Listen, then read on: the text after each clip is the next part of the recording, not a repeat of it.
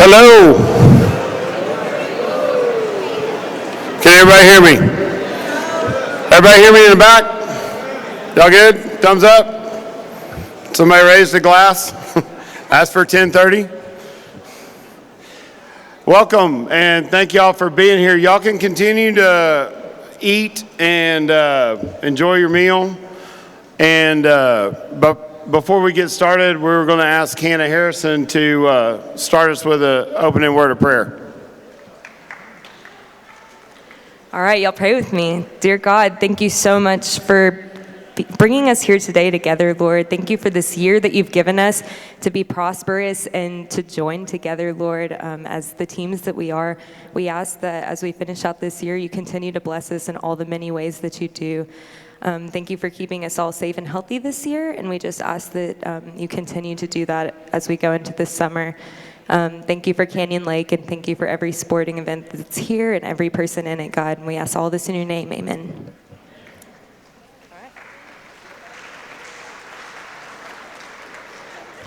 Thank you, Hannah. So I'm going to open with a few comments. Please feel free to just continue doing what you're doing and enjoying.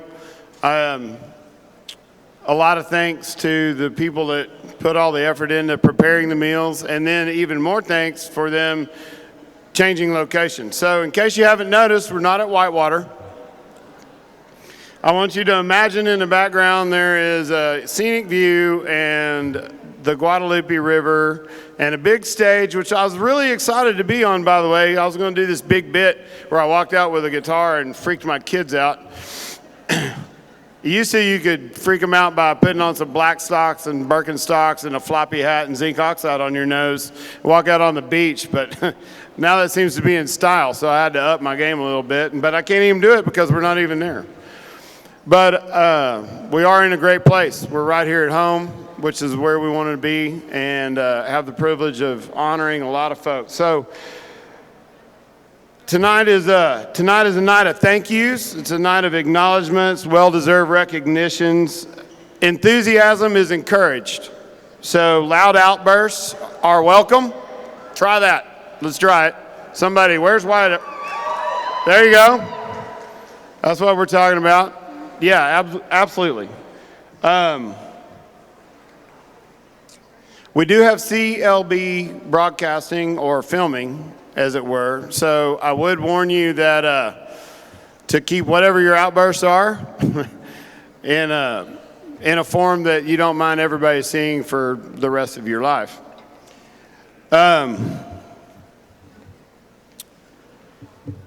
We've had a lot to celebrate this year. And in a year where, honestly, going into August, we kind of felt like there wouldn't be anything to celebrate. As a matter of fact, we weren't even sure we were going to be in school. But we found a way, and that's kind of the theme of 2021. But yet, we found a way, and it turned out even better than what we expected. So I'm not standing on the magnificent stage that I thought I was going to be standing on, and we did have to regroup and hustle and move everything over, and all the people that were involved in that we'll acknowledge here in just a second. But what was critical to know about that magnificent stage that we were going to be on is that from September 2019 until April of this year, it was dark. It was vacant. And the one iconic thing about living at the lake, aside from Canyon Lake High School, has been live music and the live music scene. And so everything was just completely shut down. But yet, there's 550 people here tonight to celebrate. And we found a way to get through this season, get through this year, and do it in an extremely big way. So the journey to get there is kind of where I'm going to start. And I'm going to begin with a whole bunch of thank yous. So by all means, you do not have to wait for applause. If you hear something that you like, I hope you'll stand up and clap or yell or holler. That's what tonight's all about. It's about you. It's about us, and it's about this great community that we live in. First thing I want to do is thank all the people that were responsible for putting all this together. And while we're not at Whitewater, I do want to give a shout out to the folks at Whitewater. They had a team of 12 people, able-bodied, and they were really helping us get set up, and it was exciting. And they helped us pack all our stuff up and move to the next place. So, but they are a title sponsor. They donated the venue for us, and donated a lot of the lights and the equipment that was going to be required to produce a show like that at Whitewater. So we're still in ever thanks for them, and they're one of the title sponsors on our scoreboards. A lot of work went into this effort, and so when I talk about the people that I'm about to mention, I want to make sure that you go up to them and tell them thank you for pulling all this together, not only once, but twice, and we did it in a period of 2.5 hours. The committee that put this together, yeah, absolutely, that's remarkable. So the committee that put this together were Melissa Runars and Lacey Harrison were part of the auction committee. Macy Kaysen, Janessa Baker, Cassie Parma handled all of the beautiful decor. The Kelly family was responsible for all of the event coordination. And let me tell you, it's been a production. So they did a remarkable job of getting everything organized, pulling together the auction, pulling in everything else. All I'm responsible for really is talking, and I can do that pretty well. And all the volunteers from our MVMS facility, Mountain Valley kids, the incoming freshmen have stepped up to serve and help in any way needed. And we're really excited that they're here today, but we want to kind of give them a taste of what it's going to be about and welcome them into the fold. They'll be here and familiar faces next year. The event and all of the vendor catering has been done by Comal ISD. They're exceptional cooks, by the way. The event photography is going to be done by T. Hale Photography, so you will see people meandering around taking photos, smile, make funny faces, act like an idiot. Doesn't matter. Tickets, banner, program were all designed and printed and donated by Accent Publishing. Also want to give a special thanks. None of these productions go on without a significant amount of money. And our title sponsors for the Booster Club this year have invested heavily. We have some of them here with us tonight. Shannon Anderson is here with us. Heather Trevelyan. So Shannon and Heather Realty, if you need to buy a house, please talk to them. If you just want to buy a piece of property, please talk to me. Walker Engineering is not here, but they are a title sponsor on our scoreboard on our baseball. Paul Sawyer Septic. They do a great job. I just engaged them, and they are super friendly people, extremely benevolent. Paul Sawyer's actually put his name on 3 scoreboards this year. So we're extremely happy to have them. Ace Hardware and Juris Construction are also notable mentions. All of this vision was born out of a ton of conversations between myself, Coach Drum, Principal Casieja, and my exceptional board for the Booster Club.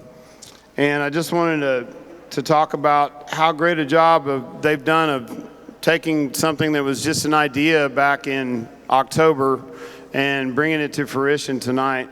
But Coach Drum and Coach Clemens, I know they're here, Miss Casieja, great job of kind of inspiring us to push this forward. But I do want to recognize my board folks. Jeremy Kaysen is our vice president for the athletic boosters this year. Janessa Baker, who does an awesome job of keeping me in line and counting all of our money.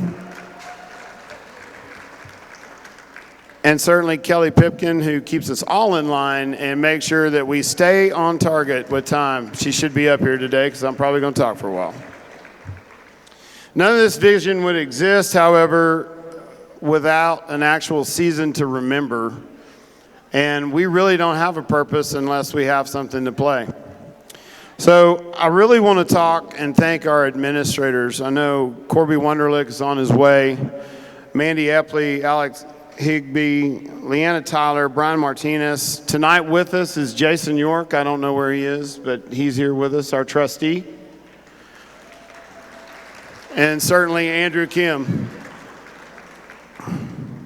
We want to thank you all for your unwavering commitment to our kids and our families, and for recognizing the importance of having a season and a sport to play, but creating the policy that allowed us to even be in school, and certainly be here for tonight's awards. Also want to thank them for their bravery, and to make difficult decisions is one thing, to stand by them is another, and they have taken a lot of heat. I'm sure you could probably pick up York's phone, and it needs to be water cooled. It's so hot some days, but he's done a great job of fending off all the naysayers and getting us to this point. And yeah, you can clap loud for that.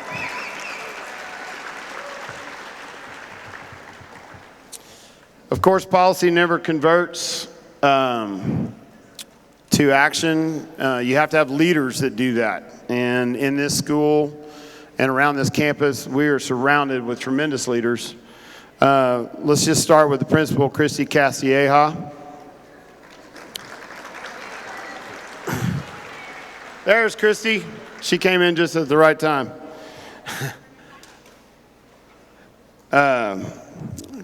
Joe Castilleja, by the way, was like the third person I met when I moved to New Braunfels.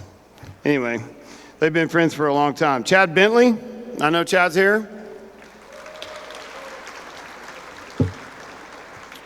Mark Kirshner. Kanan Drybrock. Charlie Drum, and all of the fantastic coaches that we have that have led y'all to success. A lot of them you'll see, I'm not going to announce because they're going to be up here talking in here in just a minute. And maybe the most important are the teachers who saw to it to not only teach in class, but outside of class. They spent countless number of hours and had to regroup and re-prepare basically 2 lesson plans to get us to where we are today. And, you know, without their leadership, we wouldn't be here either. You might notice that Canyon Lake Broadcasting is here. And once again, they're bringing the Hawks to the community. We are filming this. You will be able to catch a YouTube link here in a little bit and show it to all your friends, or if you've got aunts, uncles, people that couldn't be here, make sure that they have the link so that they can watch y'all get all these awards. So to the team of Corey, Darren, Chad, TJ, and Hannah, who do a great job and have done a great job all season of bringing the Hawks to you when there was limited attendance available, you know, a special thank you to them. All right, here comes the interactive part. Athletes, y'all gonna have to do something here in a minute. But, you know, the one thing that we always forget to think when we talk about the school and the community is our parents. We kind of take for granted sometimes the late nights where they have gotten home at 2 o'clock in the morning, the 20,000 and counting Whataburgers that they bought, the number of times that they've had to come back up to the school and bring a baseball hat. That never happens in my family. The number of times that we've washed clothes at midnight only to have to put them back on at 6 a.m., and the countless hours that they've spent going and coming to make sure that y'all are successful. So athletes, I'm gonna ask you to do me a favor, put down your fork real quick, and I want you to stand up and applaud your parents.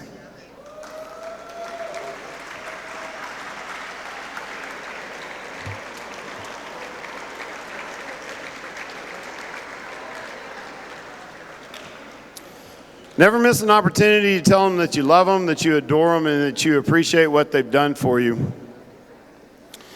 One of the greatest revelations I think that we've had this year is just the importance of being present. And certainly at any number of times, and seems like it changed every day, the ability to be present was challenging. So honestly, everybody here deserves to thank you for being here and showing up and just being present for your kids, being present for your parents, being present for these coaches, and coaches being present for all the people that competed this year. Y'all really worked hard. So I'm going to ask you to do one more thing, and that is you can sit down, but you all got to give yourself a hand for just showing up and doing the work.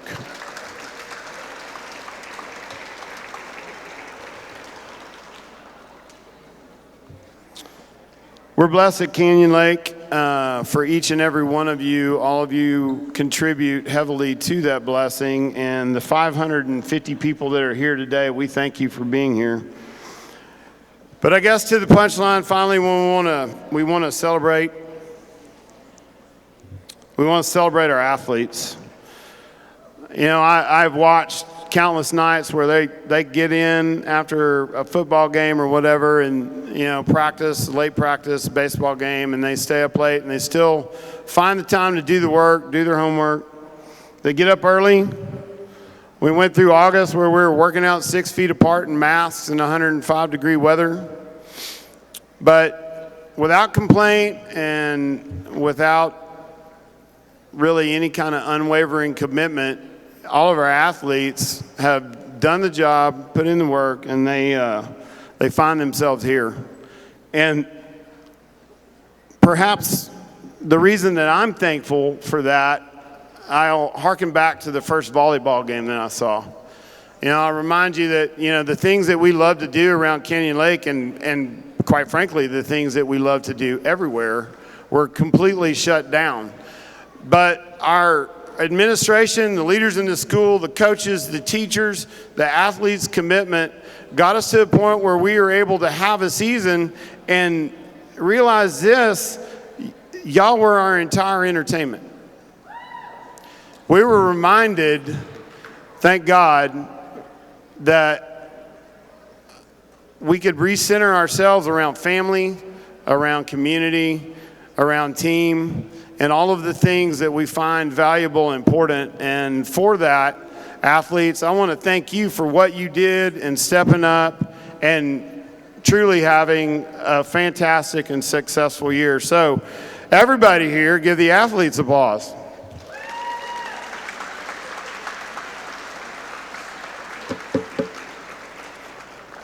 At the first volleyball game, for those that don't know me, I'm kind of an emotional guy, but at the first volleyball game, I'd never been to a volleyball game, first of all, so I was kind of excited just to learn about it. Turns out I don't know anything about volleyball.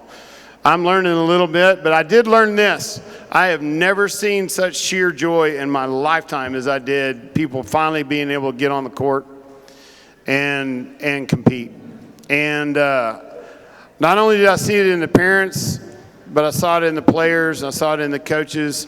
So know this, that tonight is about congratulations. It's about an abundance of thanks. It's about the magnificent reminder that all that you do is good, and the leadership that you demonstrate and what you went through to get there has done more for this community in the past year than I think anything else. So I wanted to leave you with that thought. We're here to talk about tonight the magnificent reminder of all the things that are good, the magnificent reminder of all the things that y'all did good.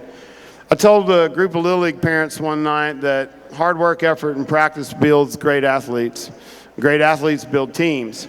Great teams and great schools build community. And to anybody that was to come here, I would tell them this: welcome to the lake. It's the greatest community on the earth.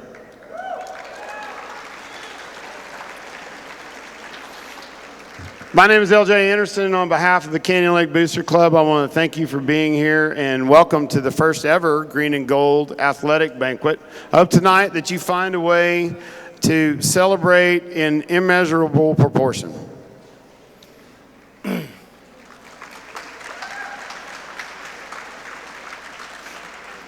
There's one more thing. I think we'd be remiss to, we've acknowledged that we live in the greatest city.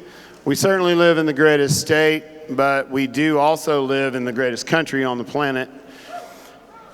And here to pay homage to that are a couple special guests that are not unfamiliar with the stage at Whitewater.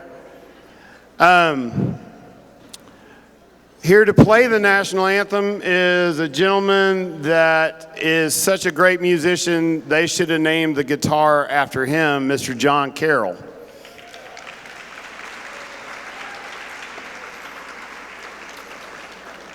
And here to sing the national anthem is one of our Texas' own finest troubadours, an icon certainly in the state of Texas, but one of my best friends for 28 years, and that's Mr. Corey Morrow.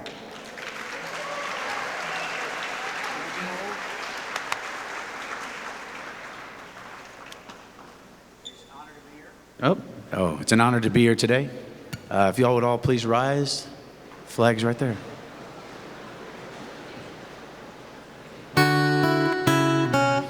If we mess up, it's only because y'all aren't singing loud enough. Oh, say, can you see by the dawn's early light what so proudly we hailed at the twilight's last gleaming, whose broad stripes and bright stars through the perilous fight o'er the ramparts we watched were so gallantly streaming, and the rockets' red glare, the bombs bursting in air, gave proof through the night that our flag was still there. Oh, say does that star-spangled banner yet wave o'er the land of the free and the home of the brave?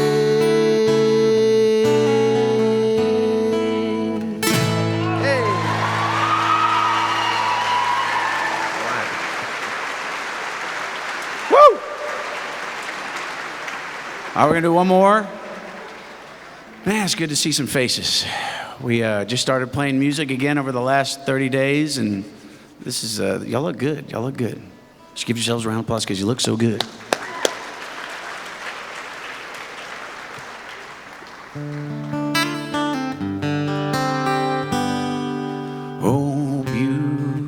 Oh, sorry. Told y'all gonna mess it up. Oh, beautiful for spacious skies, for amber waves of grain, for purple mountains' majesty above the fruited plains. America, America, God shed his grace on thee and crown thy good with brotherhood from sea to shining sea.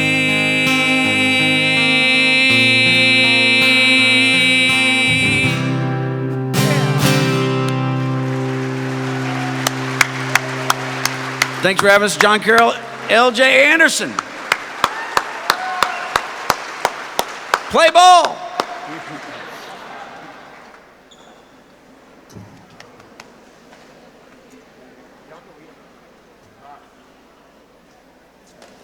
All right, let's get this show on the road. Y'all have heard enough of me. Here to start us off with a little program opening and a few things to say. A man who's been here since the inception of Canyon Lake. Your own athletic director and head coach, Charlie Drum.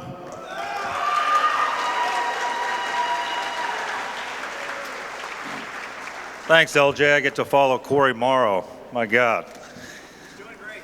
But I can cross that off my bucket list. I got to follow him up on stage. So, and this is filming, correct? So I got proof. But thank you all for coming. What a year, Okay, I can't even think, just today scrambling, and these guys did all the work. I want to thank the Booster Club, give them a big hand. This is a great event.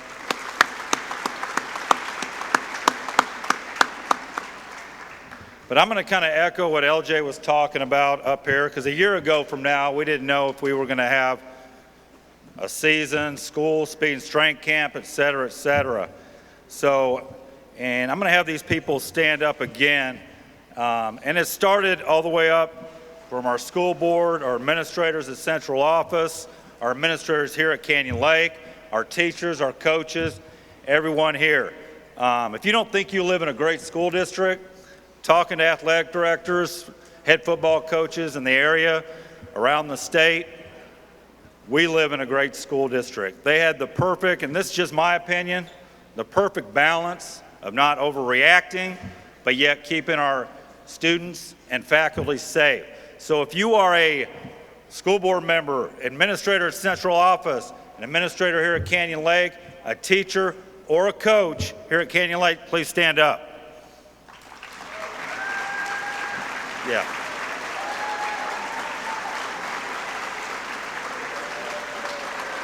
They did a great job, especially the teachers and coaches doing double duty.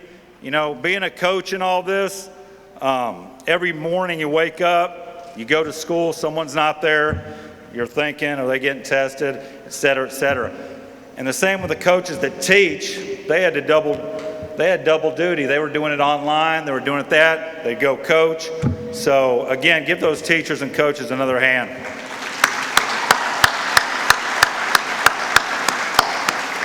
Without them, I'm not going to steal the other coaches' thunder, but without them, there wouldn't have been a bi-district championship in football. There wouldn't have been a playoff berth for the boys soccer team. Girls, bi-district championship, area championship, going farther than any other girls soccer team has in the history of the school. A girls softball berth. And thankfully for our baseball team, our season's still going because they not only won our first baseball district championship, they swept Gonzales in the bi-district round and swept last week in the area round. So they're on to play Navarro Thursday, Friday, and Saturday at the Northeast ISD Complex at 4:30 Thursday and Friday, if necessary Saturday. So if you can make it, hopefully you can be there. So appreciate it. Gotta check my watch. I put everyone on a time limit. Make sure I don't go over. Football season, I don't know if you can see the picture up there, but if you're a varsity football player or JV football player, please stand up.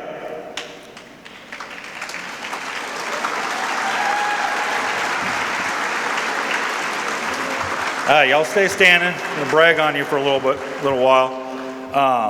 Back in 1988, summer 1988, I was in the Marine Corps boot camp, and they kept saying over and over and over again, adapt and overcome. Marines, adapt and overcome.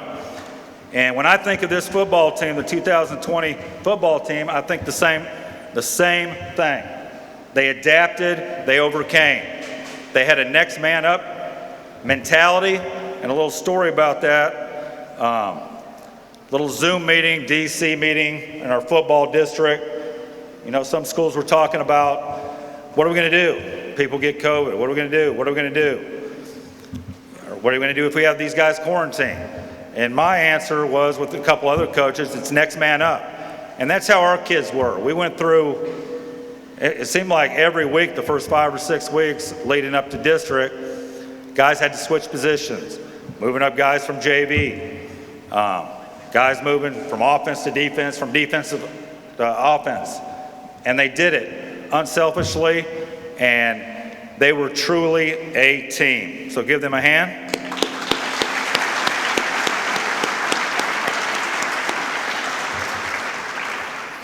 And they never had excuses. Where we take attendance every morning during athletics, there's a sign up there that says no excuses. They never had any excuses. And just to give you an example, just to take you through our season real quick, we start off against state-ranked Wimberley, lose a heartbreaker in the last 5 or 6 seconds. How do they respond? They go beat the Tar out of LaGrange, beat the Tar out of Beeville. Okay, we end up losing 3 games in a row, close games in the fourth quarter. 2 of them to state-ranked teams. Okay, we go into Fredericksburg, almost a must-win to make the playoffs, to extend our streak of 7 straight playoff appearances. It's the fourth quarter, we're down by 1 point. Fredericksburg's driving. They're going across, I believe, the 40. Our defense comes up with a big stop. Our offense gets the ball with maybe a minute 40, minute 30 left. You know, Peyton drives us down the field. We score, I believe, with about 8 seconds left, get the 2-point conversion, and we clinch a playoff berth. After that, we go up against Lampasas, ranked number 2 in the state. You know, our kids' mentality is let's go, okay? Let's compete.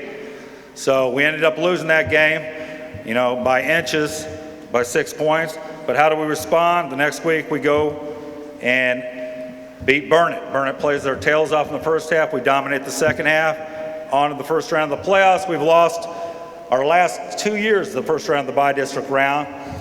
We go to play Livonia, beat them 48-27. Next round, we're playing 3rd or 4th ranked Cal Allen. Again, our kids competed their rear ends off. You know, we came up short at the end, but that was the story of this team. It didn't matter who we played, what they were ranked, who was out, who was quarantined, who was injured. They competed as a team, and they were fun to watch, and a great, great year. And let's give a hand to the 2020 bi-district champion.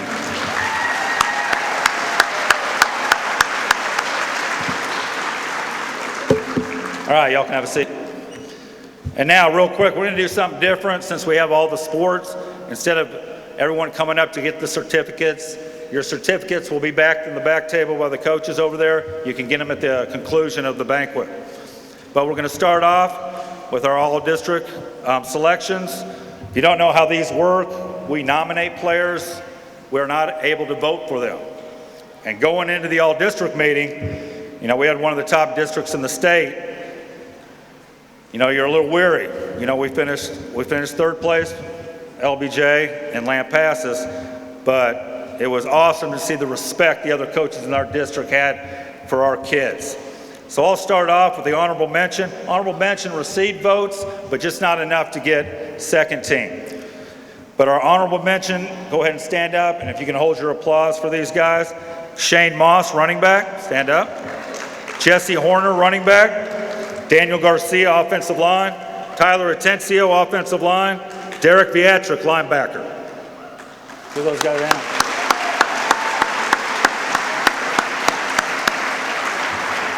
Okay, our second team all-district selections. Peyton Mcmullen, quarterback. Ryan Ravalli, running back. Tanner Schultz, tight end. Ben Chris, center. Sean Pendleton, defensive line. And Tyler Pauley, defensive back. Give those guys a hand.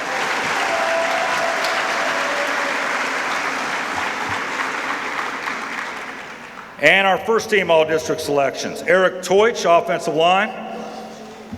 Jeremy Green, wide receiver. James Bates, running back. Colt Raymond, defensive end. And Patrick Allman, linebacker.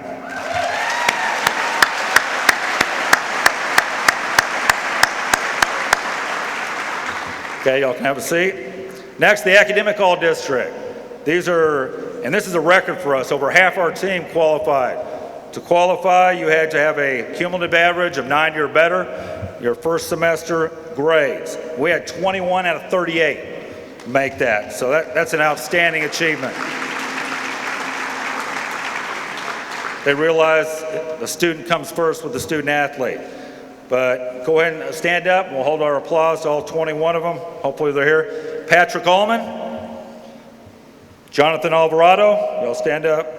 Chase Anderson, Hunter Anderson, Hayden Baker, Cole Kaysen, Jeremy Green, Brett Harwell, Kyle Herber, Elijah Johnson, Braden Maxson, Shane Moss, Max Palmer, Tyler Pauley, Sean Pendleton, Colton Ramey, Ryan Ravalli, Tanner Schultz, Matthew Sosa, Gunnar Walker, and Derek Vietrick.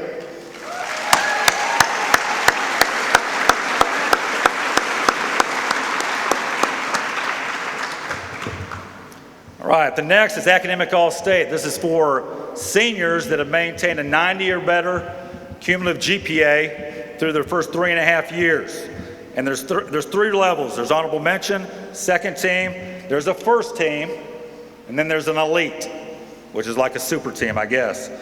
But our honorable mention, academic all-state, Sean Pendleton and Derek Viatric.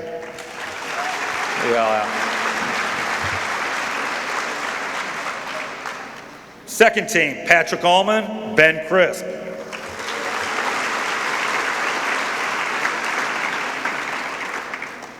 And I put first team, it's actually the elite, the super team, and this is anyone with an 100 or a better GPA and met a certain criteria on their SAT and their ACT. First team, elite, Tyler Pauly.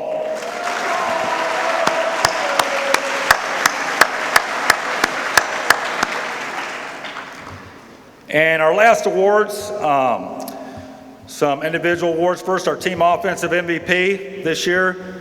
He was a 3-year starter for us at quarterback. I don't remember him missing a start. This year, he was not only a weapon with his arm, but with his legs. And he's going to have big shoes to fill. It's probably size 14 or something like that. But our team offensive MVP, Peyton Mcmullen.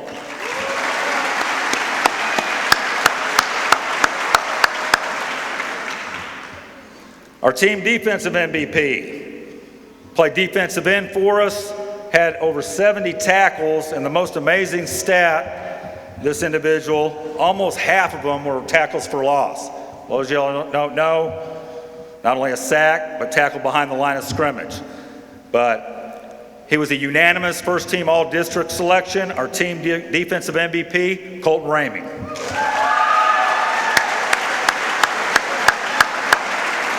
The good news, he's a junior and he's coming back. All right, and our team MVP, he was a jack of all trades. He was a second team all-district defensive back. He punted for us. He returned punts for us. He caught some crucial receptions for us during the year at wide receiver. And he's going to be missed. And not only was he great for us in football, I believe he was an all-district. Yeah, they've announced that. All-district point guard for us in basketball, and he's a solid that group of baseball players that are still playing. So our team MVP for the 2020 season, Tyler Pauly.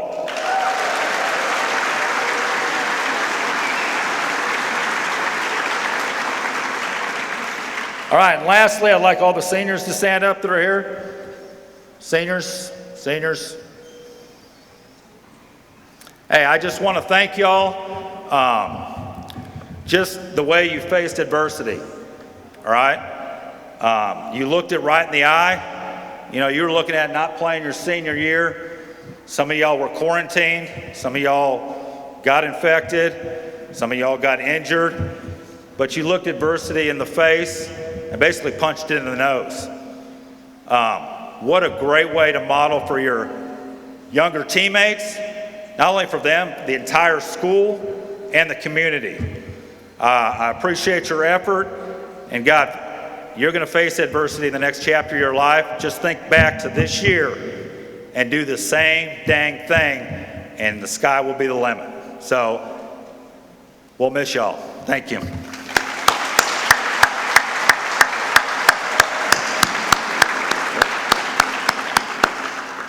All right, next will be Deanne Mccoy and cheer. Appreciate it.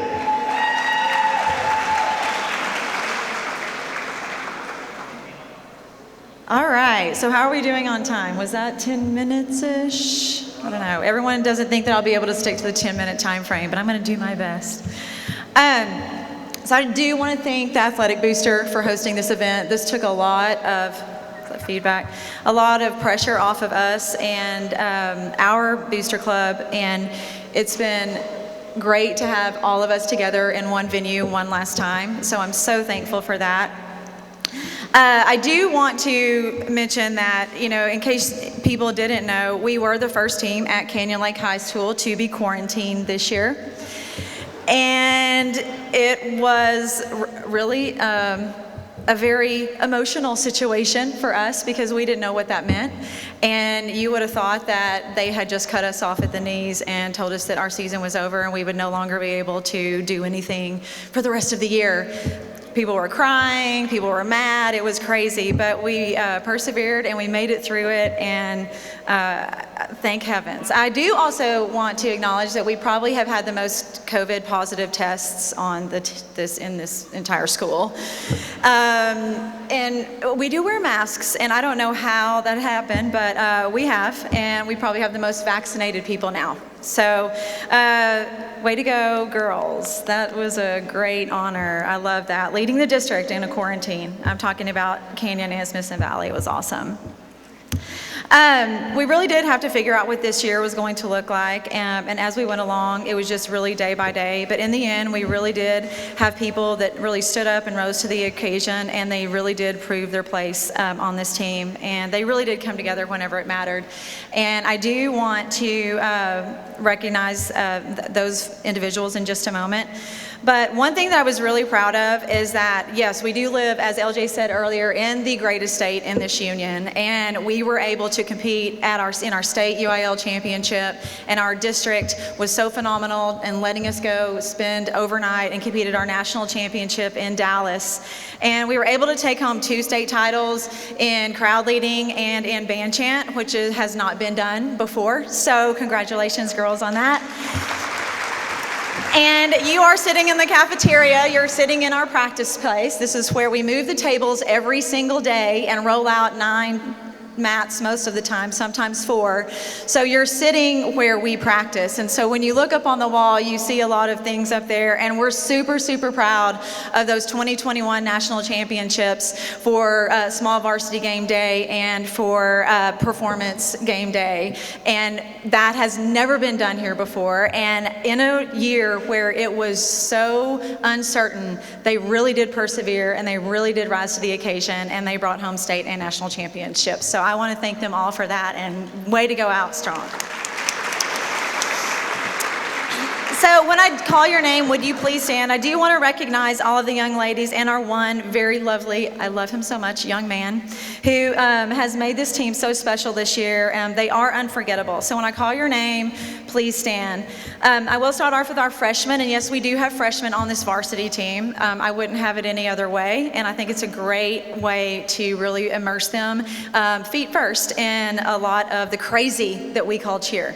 So please stand. Sophia George, Madison Vigil-Gafford, Maddox Kennedy, our mascot, Emma Slater, and Sable Williams. Our sophomores are Logan Andrus, Sophia Cortez, Kylie Givens, Taylor Givens, yes, they are twins, if you don't know that, Aria Gross, Clea Jordan, Kenzie Malish, Gwen McCutcheon. She's actually singing at a choir concert unless she made it in, and not yet, okay. Gwen McCutcheon. She's also Haley, our mascot, Brianna Richardson, Brooke Salazar, Bryson Simpson, and Kira Smith. A huge class, but a super wonderful group of young ladies. Our juniors, Anna Claire Kaysen, Madison Hallmark, Cassidy Hochschild, and Shelby Palmer.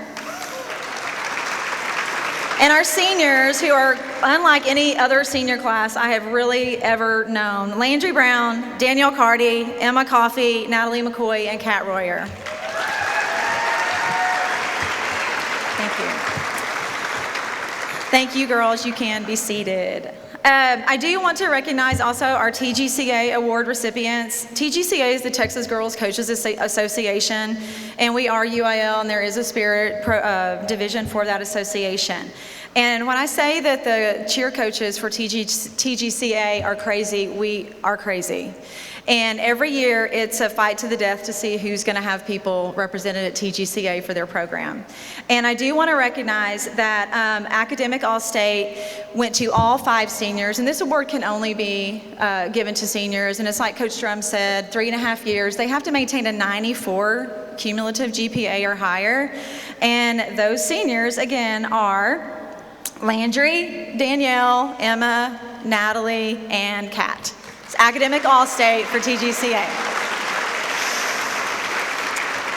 I will say there were 42 seniors that were chosen in the entire Division 4A, and we had 5 of those 42.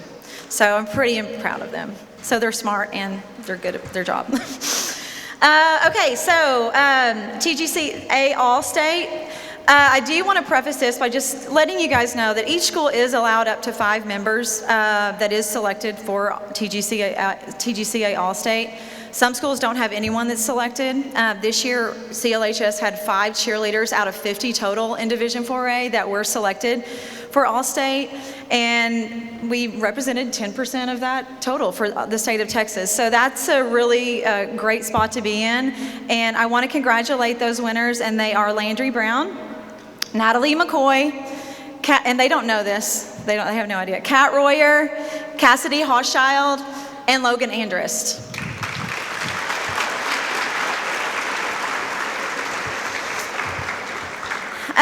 And then as far as the TGCA goes, they also select 12 girls, and every year in June they have an all-star game, and they just like they select the all-stars for the all-star basketball game, they select the all-star team, but they do it for 4A, and they do it for Division 1A, 2A, 3A, and 4A. So there are only 12 girls out of all 4 divisions that are selected to represent the red team, and we had 2 girls that were selected to represent the red team. And I want to recognize those 2 girls, and that is Landry Brown and Natalie McCoy.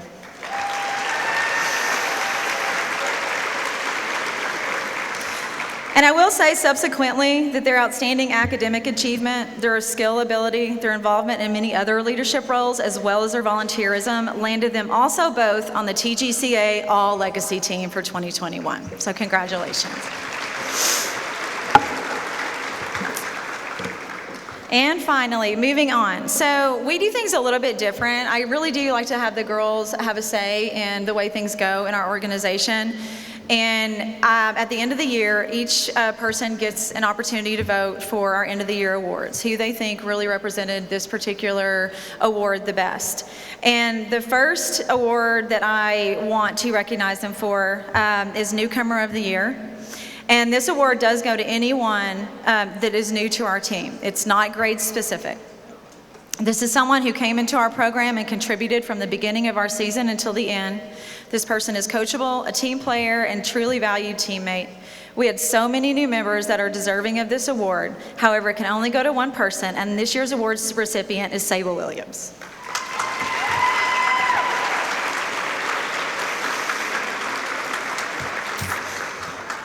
Sable really had to step up in a really high pressure situation right before state, and she proved herself, and we didn't miss a beat, so congratulations.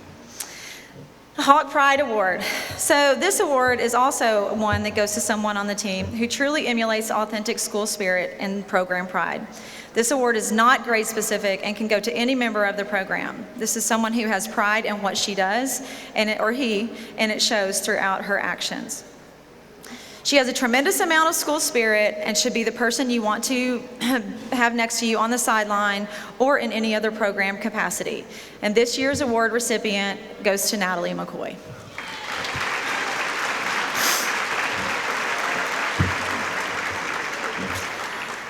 So our next award is Veteran of the Year. This award goes to a senior who had an outstanding year. They really did leave their mark on the program, and it's someone who has excelled in the last year and throughout her tenure as a Canyon Lake High School cheerleader. And she really does emulate the program and really does leave a lot and some really big shoes to fill. So this year's award recipient is Landry Brown.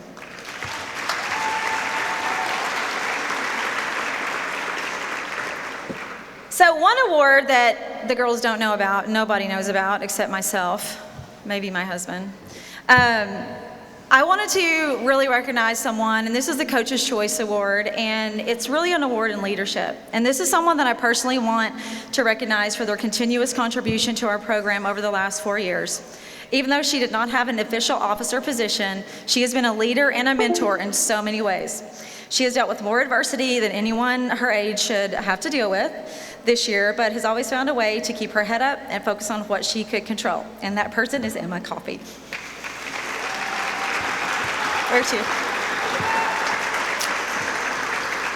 And finally, we have our CLHS Cheer Legacy Award.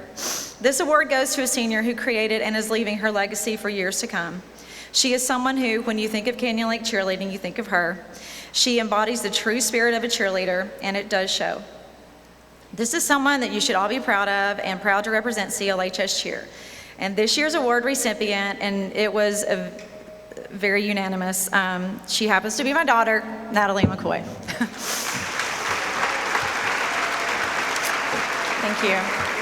I know she's a little bit embarrassed, but at the same time, I am so proud of this group of young ladies and our young man. It was, like Coach Strum has said, such a challenging year, and we didn't really know what to expect. And when you go in and you're having to stunt and do these things with masks on, and thank the Lord the UIL told us we didn't have to do that anymore. It was a year that I will never forget. And so thank you all so very much. I'm proud of each and every one of you. Thank you for coming together on this last night, and best of luck in the rest of the year and as you move forward as seniors. I do want to tell you, cheerleaders, please stay after the program because you will be picking up your awards over on the booster table, and we will have pictures, okay? So congratulations again, and thank you all so much for coming. It means the world.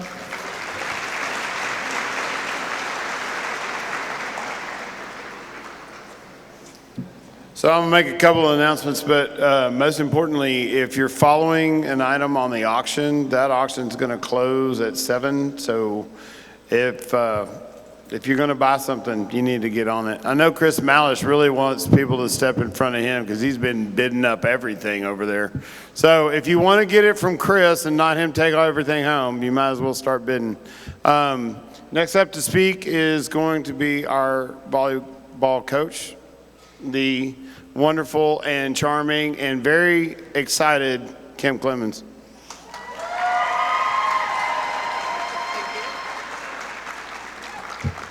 Hello, everybody. I always feel like I don't need a microphone, but I think I do tonight. So we're a bigger crowd this year. I want to say good evening and welcome.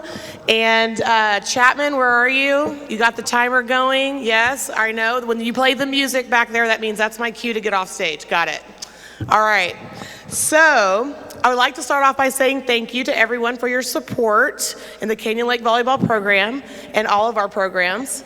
I also want to give a huge thanks to all of our parents, extended family, teachers, administration, student sections. Even though our student sections were a little limited this year due to protocol, they were still fabulous.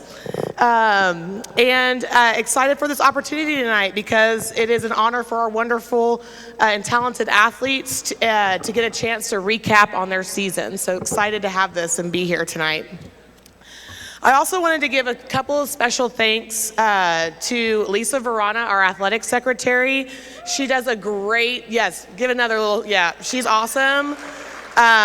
Always, giving us guidance and through numerous tasks that we must complete behind the scenes during our seasons.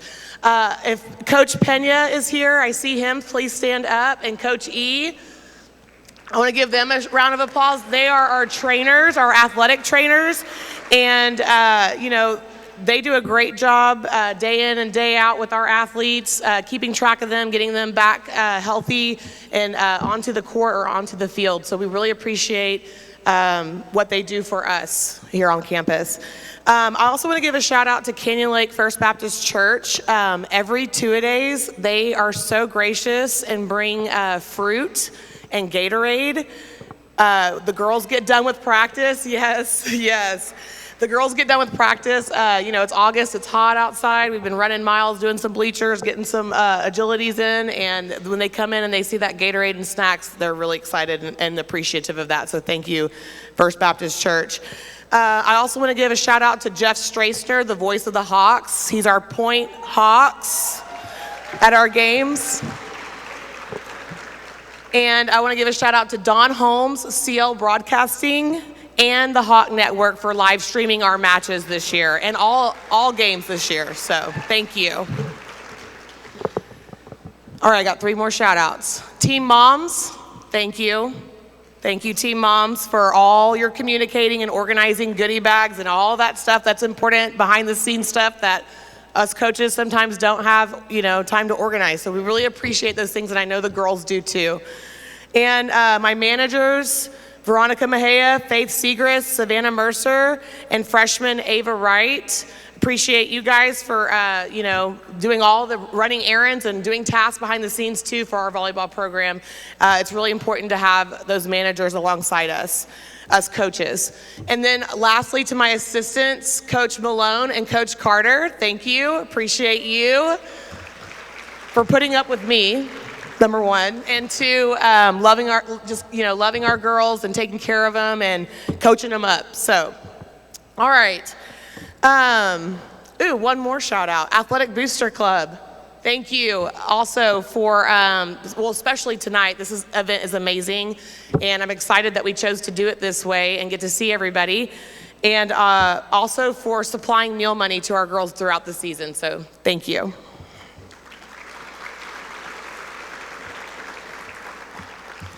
So the Hawk Volleyball program prides itself in family. This is including having each other's backs, pushing each other to be the best that we can be. This is my 8th year here at Canyon Lake High School, and it has been such a big love and joy for me to be a part of. The success for the seasons past and the seasons to come are contributed to by the girls working hard countless hours. And our success is not only defined by our win-loss record, but also by the growth in skills, character, being a true teammate, believing in something bigger than oneself. It makes me proud of our girls for their resiliency throughout this unique season, from the unknown of even having a season to having a season to finish the season battling hard. At this time, I would like for the 2020 varsity volleyball team to rise when I call your name and remain standing for the remainder of the volleyball portion of the presentation. I am proud to recognize the efforts and hard work of these of these outstanding group of ladies that have put forth. The academic all-district awards are based on an average of 91 or higher for the first 9 weeks, and the head coaches of District 28-4A vote upon the all other district selections, including superlatives, first team, second team, and honorable mention. Sophomore, number 10, outside hitter, Clhs Schroeder, please stand. She received academic all-district. Sophomore, number 13, setter, Emily Pena. She received academic all-district. Junior, number 1, outside hitter, Olivia Robinson. Academic all-district and honorable mention. Junior, number 2, middle blocker, Lily Sanders. Junior, number 3, defensive specialist, Ava Calloway.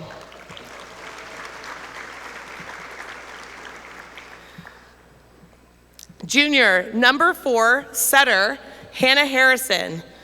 Academic all-district and second team all-district. Junior, number 8, defensive specialist, Mackenzie Allman. Academic all-district. Junior, number 9, right side hitter, Cassie Wheat Bourgeois. Academic all-district. Junior, number 11, outside hitter and middle blocker, Macy Goodson, academic all-district. Junior, number 15, right side hitter, Addison Andrews, academic all-district and honorable mention. Senior, number 5, defensive specialist, Caitlin KT Cox. She's academic all-district and honorable mention. Senior, number 6, defensive specialist libero, Kaylee Moore, academic all-district and first team all-district. And senior, number 12, right side and defensive specialist, Kylie Morgan, academic all-district. All right, and now I would like for the following young ladies to please stand when I call their name so that y'all can have a seat for the next couple of awards. This upcoming award is given by the TGCA, as Coach McCoy just said. That's the Texas Girls Coaches Association. For this award, you must be a senior and have held an outstanding academic record from freshman year through senior year with an unweighted GPA of 94. Your 2020 academic all-state team goes to Caitlin Cox,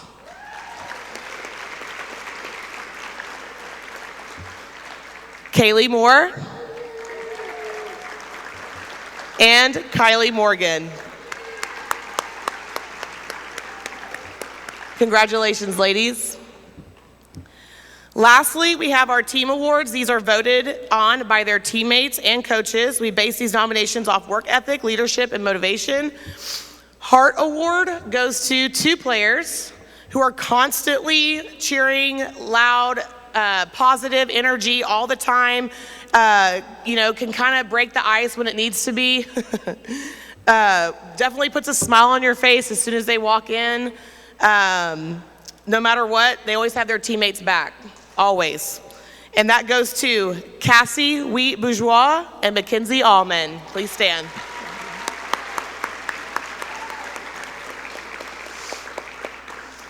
All right, we have a co-offensive MVP this year. We have our quarterback in volleyball is known as the setter. Hannah Harrison, please stand. And we have our strong arm on the outside, Olivia Robinson, co-offensive MVP. All right, and then we have co-defensive. This year, a little twist to this, we have a back row player, defensive specialist, plus a really strong blocker on the front row.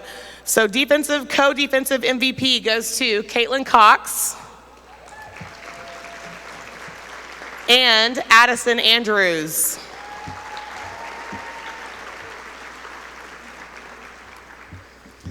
And lastly, overall MVP goes to senior Kaylee Moore.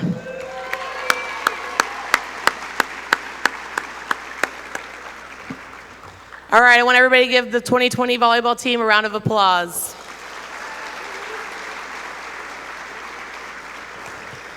Real quick, a message to all our athletes. Always remember that athletics has so much to offer you, okay? Offer and teach you. Goal setting, preparation, perseverance. There's so many things on the list. I wish everybody the best going into next year's season. Seniors, you will be missed. We wish you all the best in your future endeavors. And again, I'm very proud to be here, proud to be a Canyon Lake Hawk, proud of my girls, proud of my school, and it's exciting. It's an exciting place to be. So thank you, appreciate it.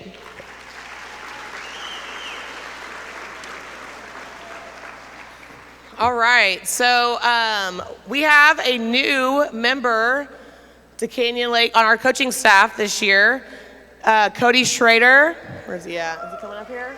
There he is. Super excited to be introducing him. He's our head cross country coach and head boys soccer coach. So give it up for Cody Schroeder.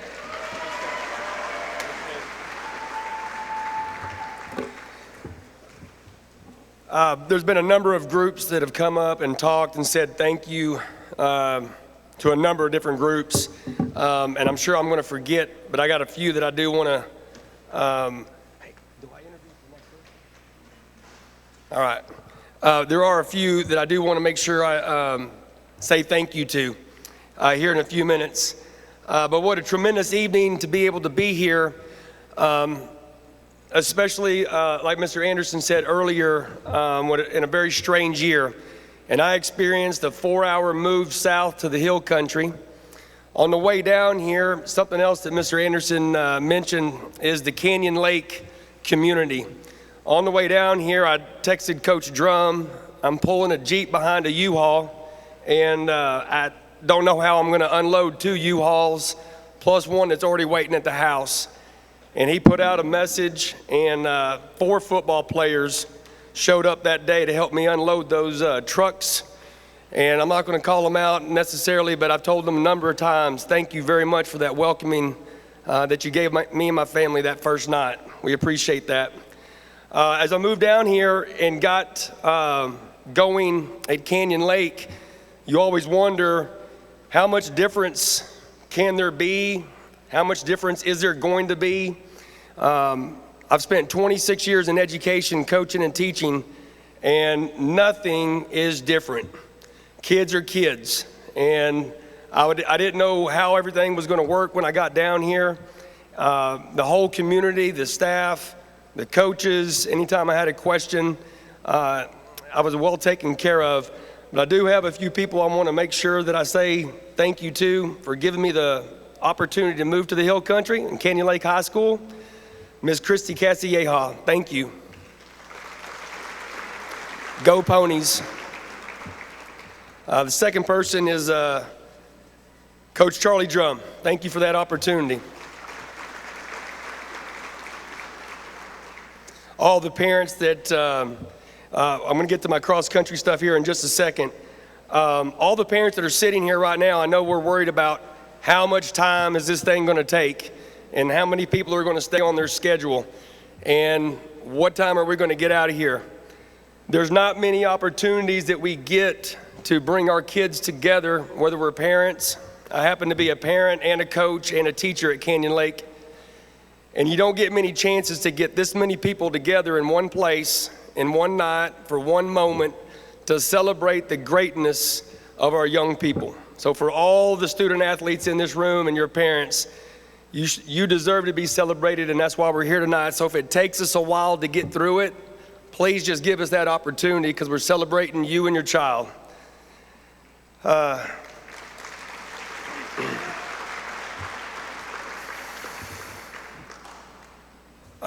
couple of more real quick thank yous, and that's my family. One of them's not here tonight, and she's at home not feeling real well. It's my wife, Stacy, who supported our move down here, and my daughter, Claire. All right. She's one of the big reasons we came down here. We wanted to get into a community like Canyon Lake High School, small numbers where you could be involved with many different activities. You knew the faces in the school and you weren't on one side and seeing something else or not knowing who somebody was. So now that I'm done saying thank you and welcome me to Canyon Lake High School, I'll get with my cross-country group. All my cross-country runners, and there's not many of them right now, and we're working to build that up. Please stand up if you ran at a cross-country meet this season in 2020.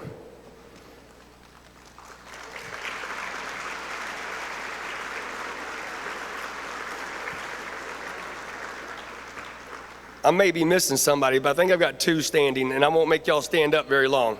So y'all go ahead and have a, oh, there's my third one right back there, Reed Mincer. All right, and I got Cadence Patterson standing right up here and Lindsay Ford. We had a total of only 18 runners show an interest, and by the time we get to district at the end of October, we were down to 9 runners. And it's because running is not for everybody, and it's a hard sport. And when you think about the concept of going out and running to run some more, just to keep running, to run a little bit more, just to be ready to run some on Saturday, it's a very tough concept. And it's a great sport for those that have the determination and the self-motivation to push through on a daily basis. I was very fortunate when we got here as a family that my first welcoming committee, besides my movers that moved me in, I guess my second welcoming committee was my cross-country team, along with Coach Sam Miguel, who I failed to recognize. Sorry, Coach. I'm used to doing this in a smaller group of just soccer people, and to have everybody and forgetting a few people here and there, I do apologize. But the great thing about cross country this year is once we got started, we fought through all kinds of adversity. Early mornings, hot weather, feral hogs on our running course, an occasional deer. We met a couple of the neighbors up the hill that started wearing our flashing, blinking lights because how early we get up there and start running. We're looking to grow the program with runners like Lindsey Ford and Cadence leading the way and Reed coming back.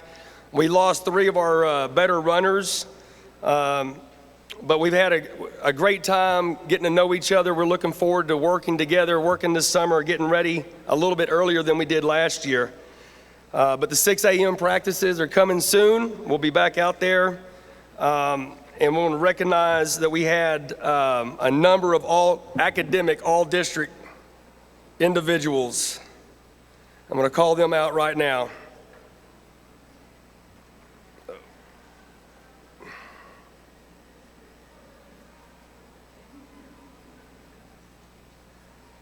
Uh-oh.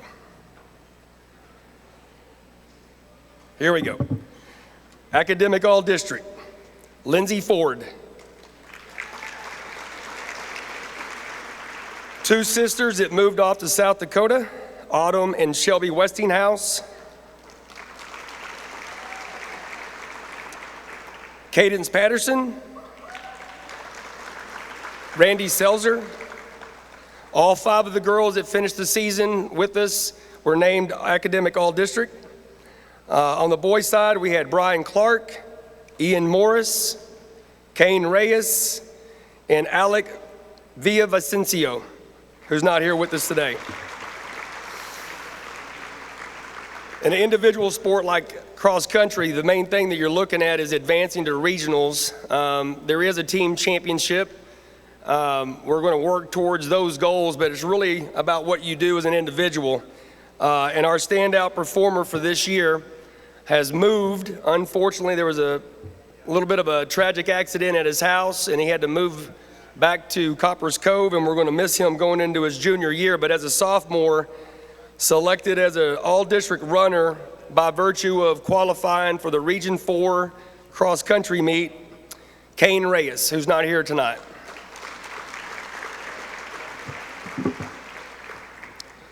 All right, and with that said, that's the end of our cross country. We hope those numbers will be much bigger if we get a chance to do this again next year. And to recognize we've got some talented incoming freshmen that'll be with us. We have some returning captains that are going to be competing well for us.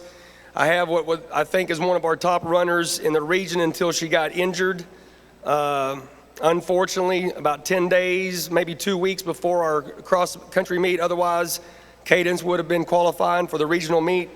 So we have some work to do, some recruiting to do, and we're looking forward to it. And with that, I'll introduce our tennis coach, Coach Corey Mickey.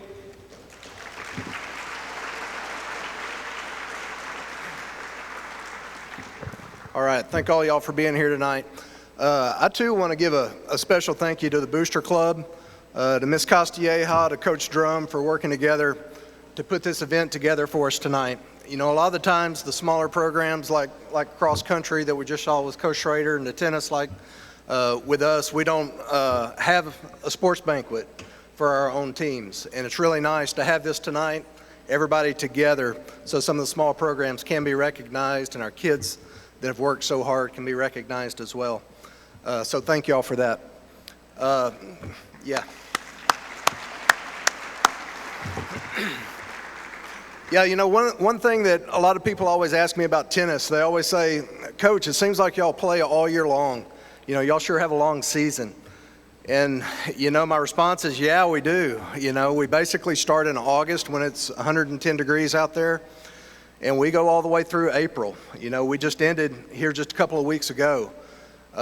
We have a little break at Christmas time.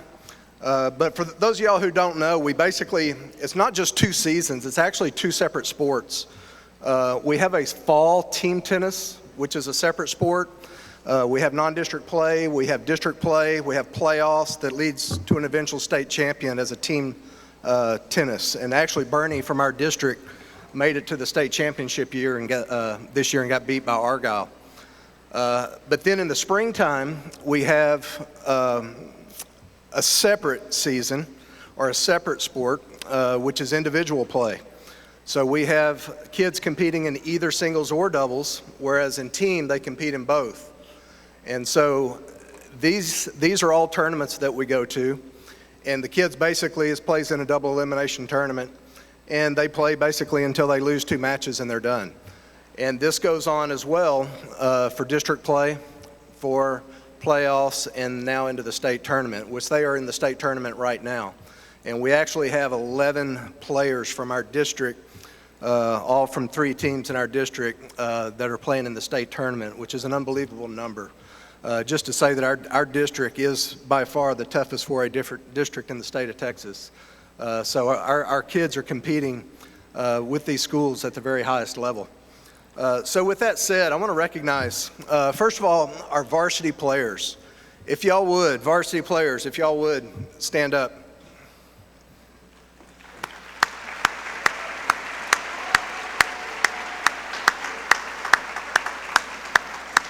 And I know we have some of our JV players here as well. JV, if y'all would, join the varsity players and stand up. These guys work just as hard. They're out there every day with us. They play in not quite as many tournaments as the varsity, but they practice just as much and they put in the work just like our varsity players do.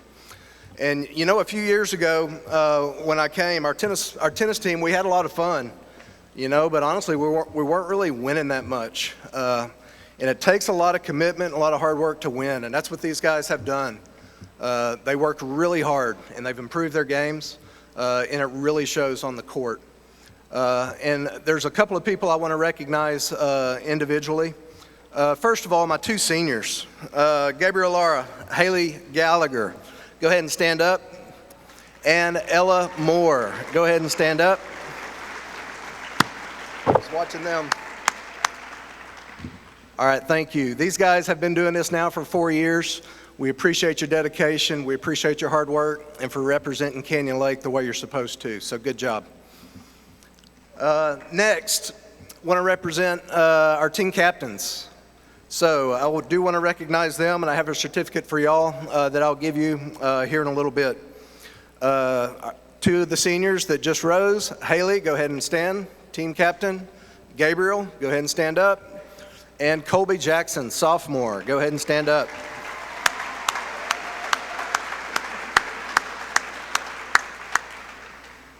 All right, thanks guys.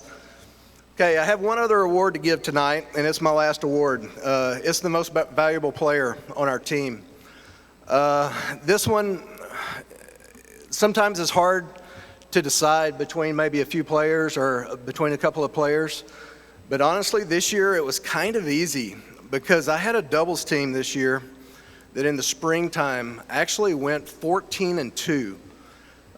And they won 3 tournaments. They won 3 tournament championships, which is more than anybody's done, at least since I've been here. So they had a really good season. And I'm going to name them as our most valuable players tonight as our doubles team. And that is Travis Parma and Tanner. Go ahead and stand up.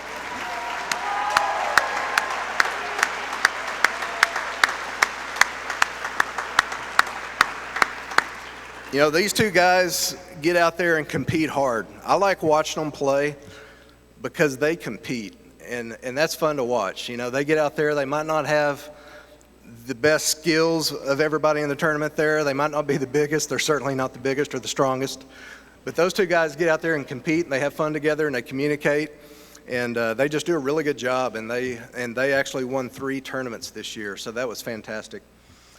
And with that, I am going to turn this thing back over to LJ for a quick announcement.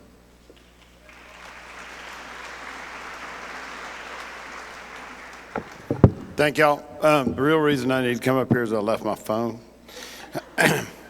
And so, Chris, I'm sorry I wasn't able to outbid you, but my phone was stuck up here. So, man, I'm sorry. You just bought it all. I did want to tell you that the auction is closed.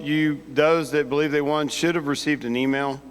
And so if you got an email from the auction, then you are required to go PayPal and pay for your stuff because it will not leave here without it being paid for.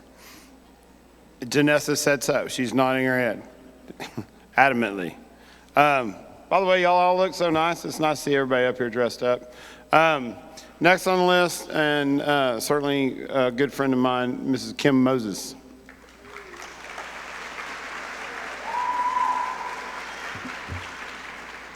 Howdy. I've had the privilege of being the head swim coach here for 5 years. It's a lot of work and it's a lot of fun. I first want to thank our parents for getting your kids here before the sun is up quite often.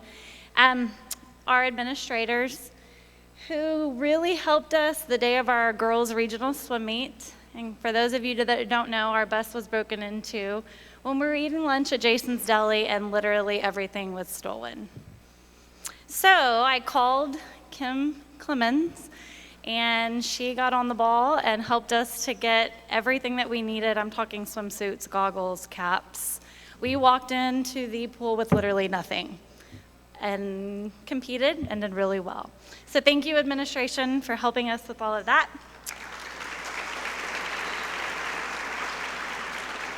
I want to thank my family. If you don't know, I'm married to a coach, and I coach. And we have 2 very involved children. So quite often, if I don't see them at school, I don't see them. So thank you for putting up with my long hours like I put up with yours. The other person I want to thank is Galloway, my assistant coach. We spend more time together than she probably likes. But she's been with me for 3 years, and I really appreciate everything you do for me. And then my girls' coaches. They have been a blessing. We have a very strong, tight-knit group of women coaches here, and I appreciate you. All right, I'm going to read straight from this. Luckily, our swim season was fairly normal. Considering so many other sports were a little more restricted, I always thought it was really weird that you could play basketball and then you had to go and wave to each other. We didn't get to attend the larger swim meets that we were accustomed to, but we still got to compete at a very high level. I will say that Galloway and I found it ironic that the most liable piece of equipment on this campus, which is the pool, quickly became the safest place for our kids to be because we didn't have to worry about COVID in the pool. Showing up to the pool every day, every school day before 7 a.m. from August to February, including Thanksgiving and Christmas break, really was kind of the most normal part of our routine this year. And so for that, I'm truly grateful. I really never thought I'd say that because it's a very long season. Our team was led by some very talented seniors who earned the title of captain. Their dedication to the program is admirable and is a reflection of their success over the past 4 years. To say that we will miss them dearly is an understatement. So when I say your name, seniors, please stand. Evan Birch, Danielle Carty, Zane Duncan, and Katie Hedinger. Stay standing. Not only did all of these seniors qualify for the regional swim meet multiple times, Miss Danielle Carty has broken 6 school records in 5 individual events and 1 relay.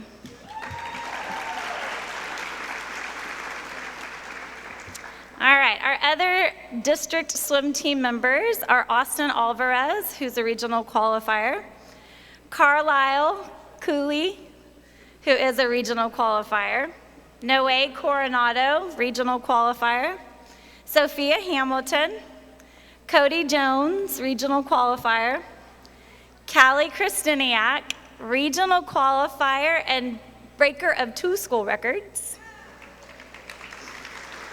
Isabel Long, Connor McCullough, regional qualifier, Estrella Mejia Lopez, regional qualifier, Shelby Palmer, regional qualifier and record breaker, Pal Esteban, our foreign exchange student, Danielle Zulueta, regional qualifier, Aiden Butterfield, Logan Gossier, Madison Hunter, Maddox Kennedy, Joey Royer, Caitlin Rush, Emily Ward, and Madison Wilson.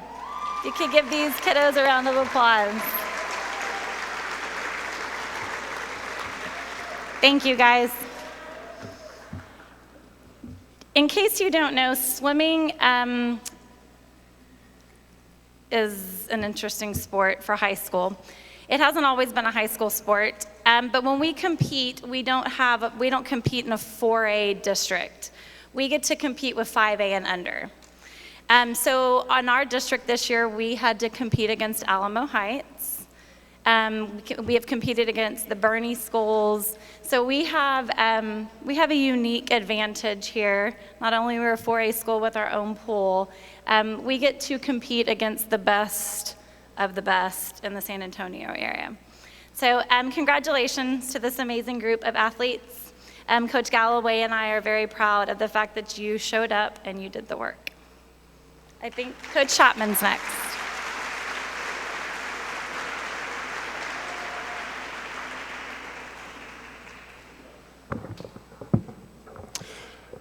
Hello. Wow. I am Coach Chapman, and I have the privilege. I'm gonna talk about golf and boys basketball. The two best sports in the world, right? No, it's a privilege to be able to coach both, and I'm gonna talk about boys basketball first. But before I do that, just like everybody else, I'm gonna go through a few thank yous. Some of these are repetitive, but I just want to take the time to say thank you first. Just want to thank our admin here at Canyon Lake and Miss Castilleja.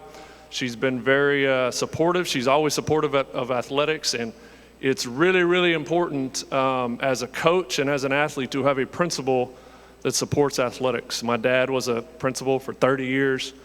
He was a coach as well, and that's just kind of born into me, and I really appreciate it, Miss Castilleja. Also, just want to thank Coach Drum. He's always super supportive of everything, of all of the sports. He wants all of our sports to be successful, so I appreciate Coach Drum. I want to thank my assistant coaches, Coach Garney.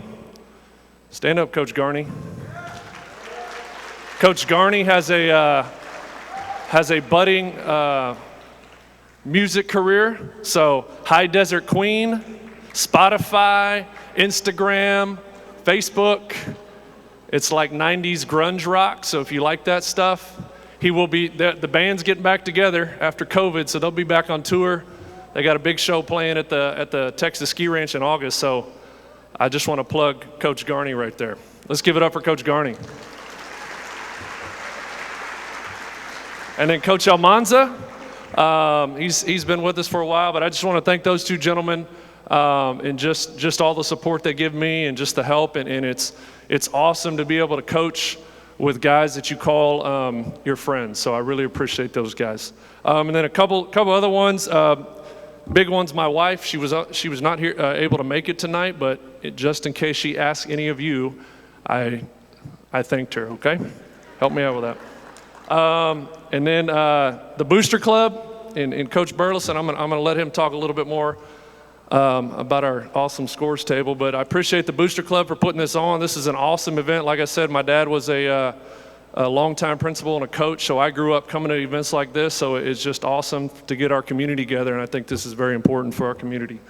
And then lastly is the Hawks Network and Bo Wick, who kind of runs the Hawks Network for us. He did a lot of awesome things for us for all sports, but I know with boys basketball, girls basketball, he did a lot of cool stuff, and the graphics and stuff that we used on our scores table, we did an awesome job. So I'm going to talk about basketball first. So I'm going to introduce, first off, if we have any freshmen or JV boys basketball players, please stand up. Come on, don't be shy.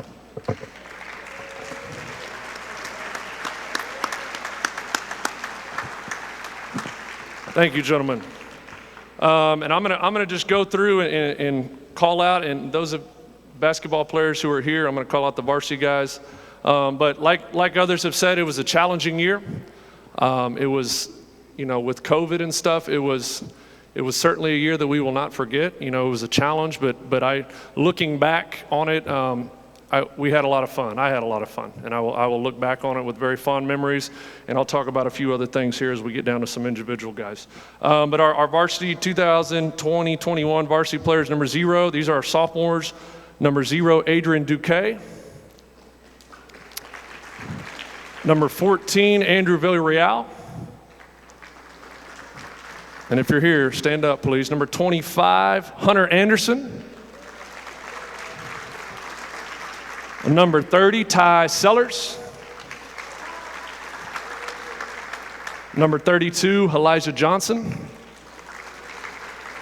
And number 44, Chase Anderson.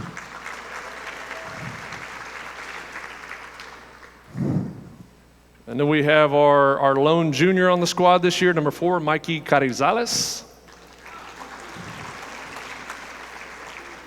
And then our seniors, number 1, Pierce McCullough. Number 2, Colton Winters. Number 3, Tyler Pauly. Number 12, Peyton Mcmullen. Number 22, Caleb Schmank. Number 24, Sean Pendleton. And number 33, Matthew Taliaferro.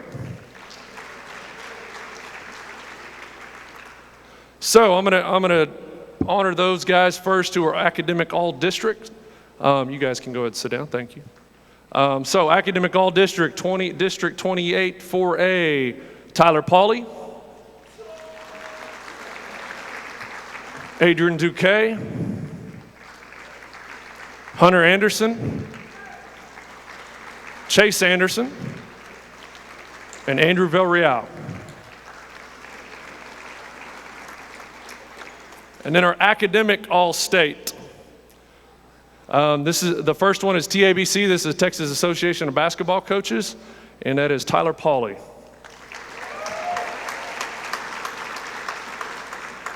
And then he was also nominated Academic All-State Second Team for basketball from the Texas High School Coaches Association. Tyler Pauly. And next, our district awards. Our honorable mentions. Number 5, Tough Can 2. And number 12, Peyton Mcmullen. Second team, Colton Winters.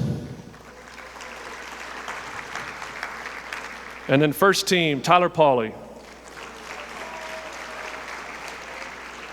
And then lastly, I want to go over our team awards that were selected by the coaches. Our first award is the Michael Russell Award. For those of you who don't know, he was a player that played with us, it's been 6-7 years now, and he passed away. But Michael was a kid who just had a lot of heart, grit, good kid, worked hard, and so we've decided to name an award after him, just a kid that kind of embodies those characteristics. So the young man who won that award this year is not here today, but just a quick story on him. You know, when we had several instances of COVID hitting us as a team this year, and every time it was usually something going on with a game, and I would have to go back. This was super fun.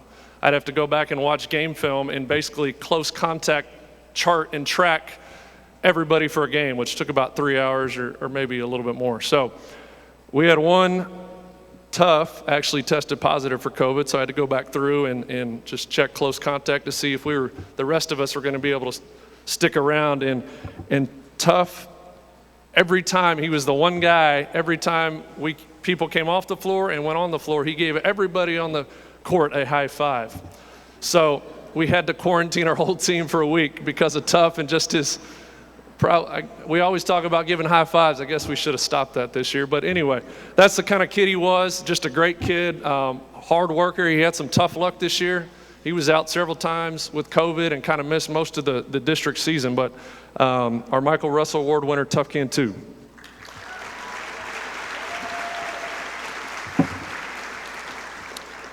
Next is our defensive MVP. This young man had averaged 6.7 rebounds a game, 120 total rebounds.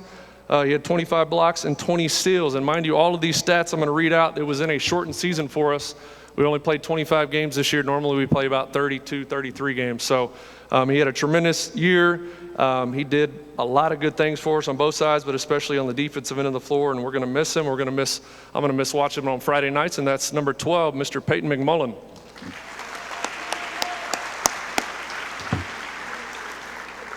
This next young man had a tremendous season, and just a little story about how dumb of a coach I am. Colton also plays golf for me, and he's a pretty good golfer too. And his sophomore year, and I just told him this recently. But I was strongly contemplating talking. I wasn't going to force him to, but just be like, hey, you ever thought about just playing straight golf? Like you could be really, really good. But luckily, I did not. Follow my instincts on that one, because he turned out he had a tremendous year, improved greatly from his freshman year, and he set some records for us. And like I said earlier, if we would have played a full season, full 32, 33 games, he would have been on that record board a lot. But our offensive MVP, he averaged 15.9 points per game, that's 365 total points, and he made a school record 78 three-pointers this year. Offensive MVP, Colton Winters.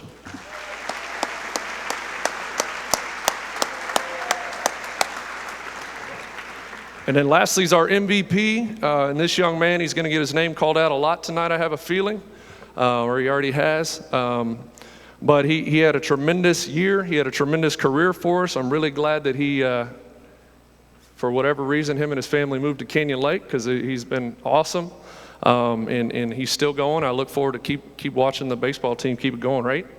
Let's give it up for the baseball team.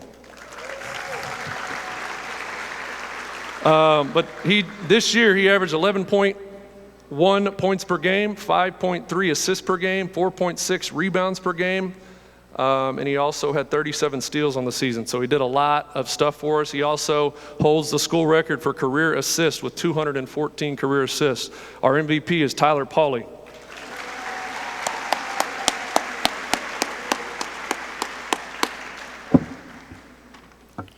All right, now I'm going to switch modes and I'm going to talk about golf a little bit.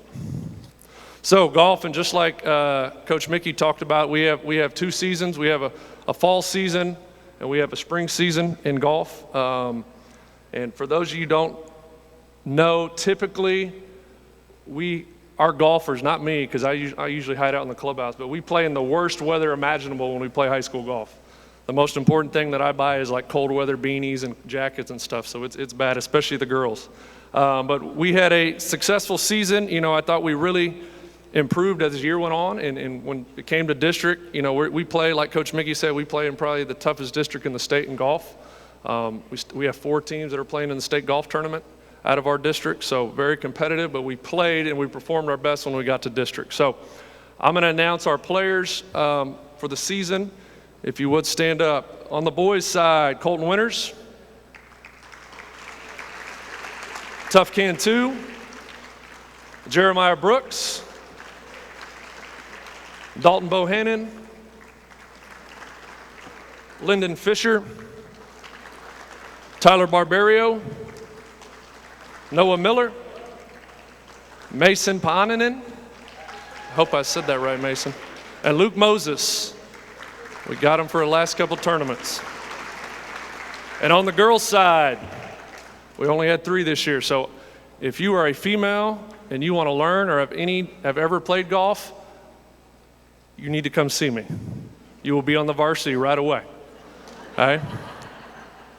It's a great sport. You can play till the day you die. So come play. You get out of school a lot too. That's my pitch. All right, on the girls' side, Miss Anna Hedinger. Where's Anna? There she is. Kat Royer. And Kylie Givens.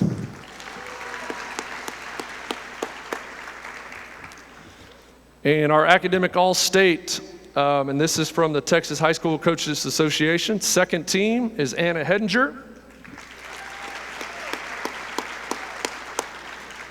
And I've had the pleasure of coaching Anna for 4 years. She's an awesome young lady. I'm looking forward to watching her and seeing what she's going to do in the future. She did finish. She was our top medalist this year in a tournament. She finished 3rd. And like I said, it was probably 42 degrees and rainy.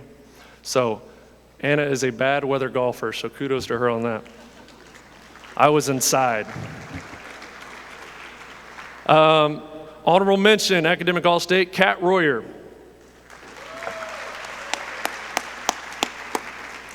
And an honorable mention, Academic All-State, Jeremiah Brooks.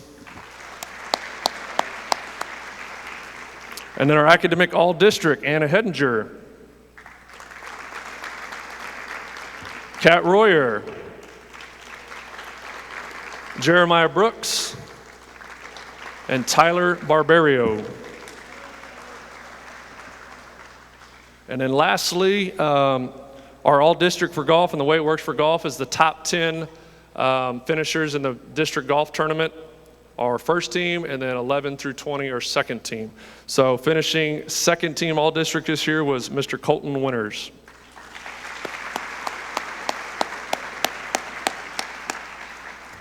And I'm now going to pass this mic over back to Mr. L.J. Anderson. Thank you.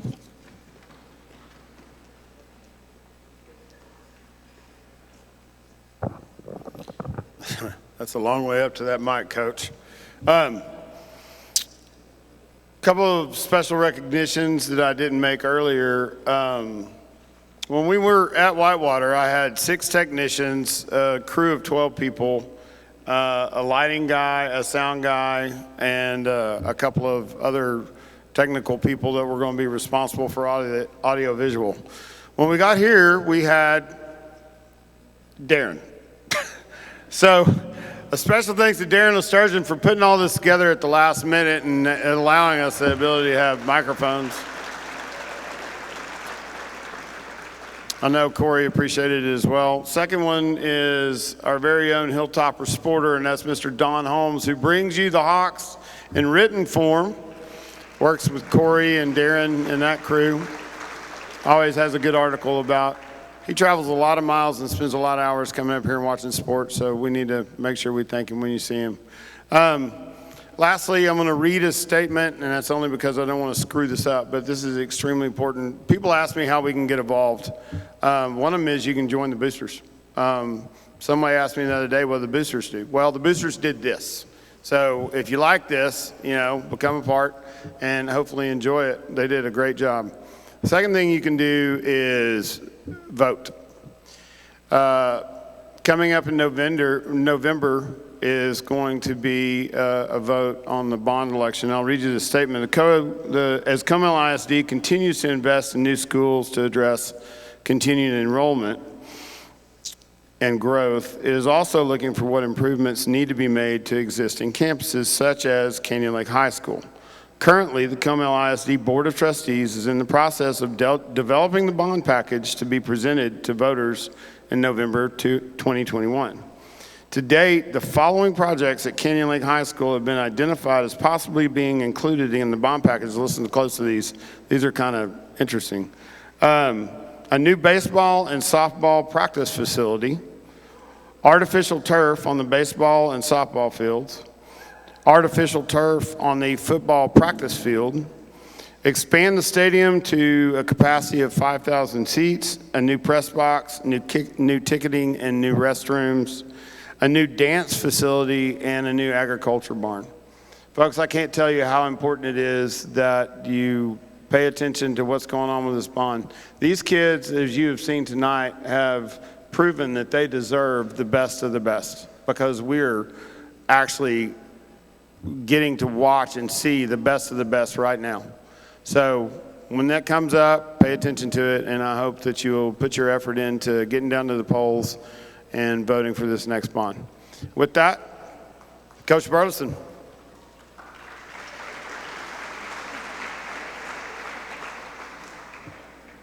All right, first off, I'd like to thank the Booster Club once again for putting on this event. We really appreciate it. Food's awesome. It's nice to be out here, especially with this time last year. We didn't know what was going to go on, so it's just really nice to be here. I also want to thank the Booster Club. They were very generous to our program, to the boys' basketball program, to the volleyball program this year. I know that they got scoreboards for like for baseball and softball, but they got us a brand new scorers table, and it is the absolute best in the area. The other teams, when they come to our gym, they comment about it all the time. We're able to do our announcing, we're able to do our National Anthem, got all kinds of graphics, it's really cool. So once again, I want to thank the Booster Club.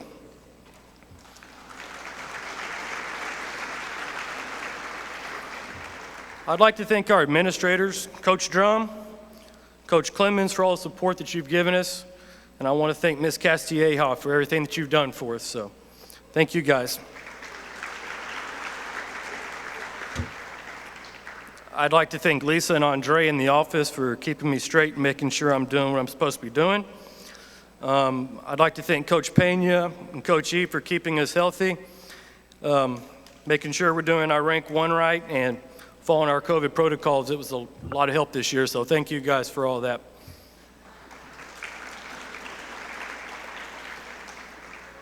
I'd also like to thank Canyon Lake Broadcasting.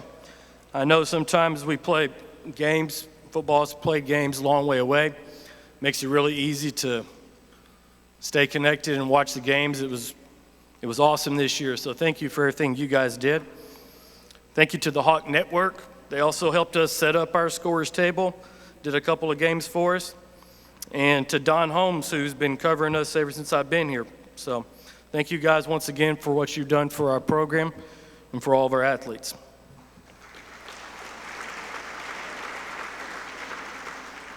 Okay, I'm going to go ahead and recognize our team members. So this year on varsity, we had number 1, Katie Taliaferro, who was a junior. She was also honorable mention all-district.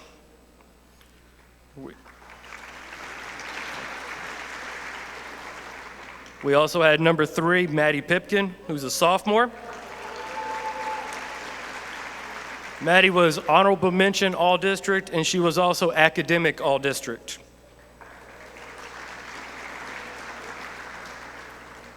Number 4, Mackenzie Malish, sophomore. Kenzie was also academic all-district. Number 10, Kylie Rust, who's a sophomore. Kylie was honorable mention all-district and also academic all-district. Freshman, number 12, Sophia George. Sophia was also academic all-district. Number 40, Alicia Menchaca, who's a junior. And number 44 is Shelby Porter, who is a sophomore. She's also academic all-district. Okay, we also had 2 seniors this year, and I know I'm sure going to miss them. I can still remember a couple years ago watching them on the freshman team, watching all the progression over the years, picking up speed, going to varsity, being a little nervous, kind of wide-eyed, being on a couple of playoff basketball teams, and then this year, having to step into a leadership role. They're going to be greatly missed, but we're also excited about the things they're going to be doing this year. So our seniors, number 11, Shelby Murphy. I saw her here. Shelby was a 2-year letterman for us, and she received second team all-district this year. She was also academic all-district, and she was voted on from the Texas Girls Coaches Association as academic all-state. She's been with us for 4 years. She's been on varsity twice. We love you. We're going to miss you, Shelby. Thank you.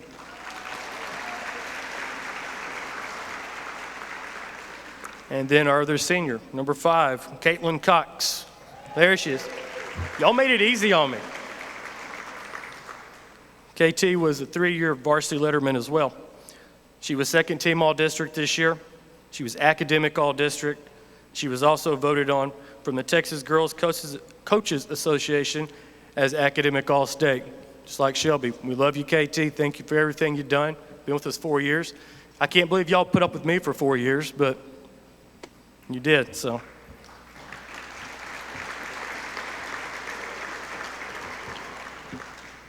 Once again, I want to thank everybody. I believe we got Coach Schroeder, am I right? Am I right? I am right. All right, thank y'all.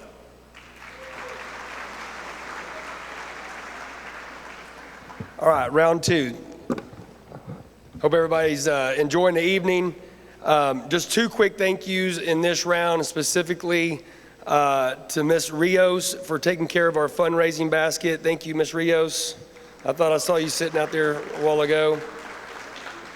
Also, all my parents have been really good.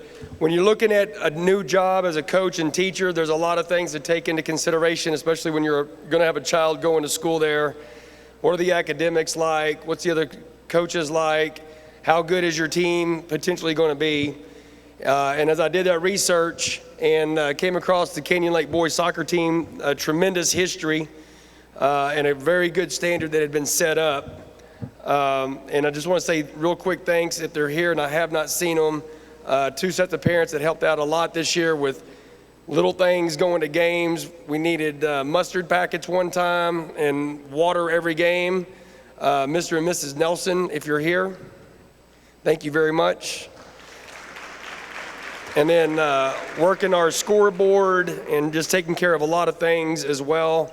The Schecks, I'm not sure if I've seen them or not. There they are, right there, right up to the side. Okay, so the soccer season, we're going to recognize a lot of kids tonight.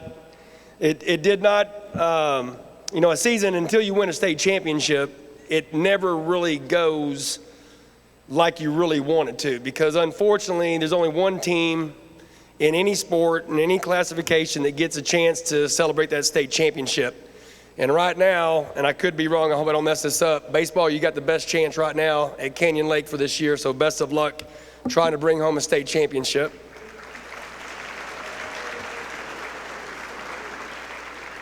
So when you're looking at a program, you're just looking, what are you getting into? And I have to say that I evaluated the soccer, but you really don't know anything until you meet the kids for the first time. And because of a very solid senior class, and we had a great senior night this year and had a great result that night, the seniors can either butt heads and make things difficult, or they can just work hard and have a great attitude and a good approach to everything.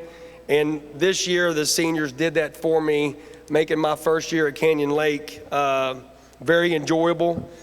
We all wish we had more wins. We had a great January non-district, but once we got to district, things got a little bit more challenging. And I think for 4A soccer, our district is very difficult. I won't mention the school, but the state championship belongs to our soccer district on one of our district rivals.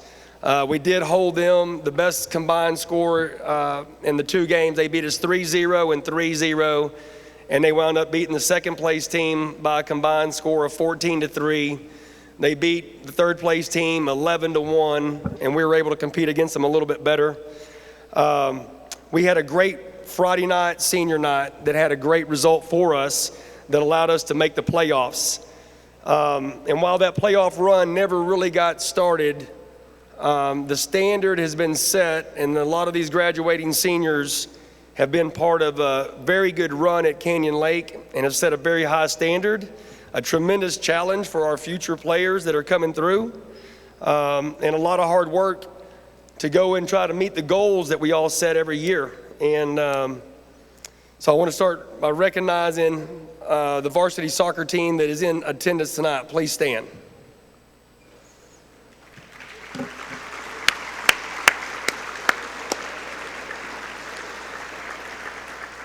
Because we're doing an all-sports banquet, and again, touching back on what everybody said, this is a great evening for everybody. We're hoping to still have a get-together maybe right at the end of school to celebrate just our team. I do have certificates for all the varsity letter award winners, but obviously we're not calling up everybody. I do want to get to some of our big awards. And, when you finish in certain places, and I think Coach Drum touched on this earlier, what kind of respect are you going to get when you go into finishing fourth place, and what do the other coaches think about your players?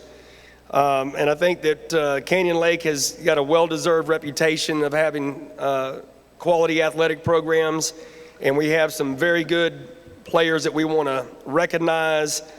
First, with our honorable mention for District 26 4A. We're in a different district for some reason in soccer. Everybody else is in District 28, and we're in District 26. But we have 3 members that are honorable mention. Please stand when I call your name. Colin Pressgrove, Jr. Jonathan Ramirez, Sr. And Xavier Espinoza, Sr.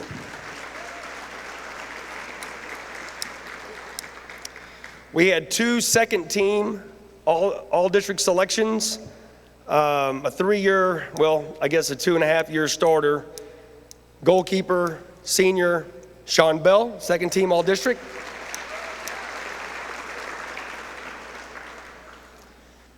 Three-year member of varsity, senior Josh Nelson, second team all district. A newcomer, the great thing about soccer, every once in a while you come across the ability to have a foreign exchange student. The last 2 years, the Nelson family has hosted 2 foreign exchange students. And this year we had the fortune of having a player from Spain. Actually, I think the last 2 years they were both from Spain. He tied for our leading goal scorer, and we had a lot of fun having him with us this 1 year. First team all district, Alex Gracia.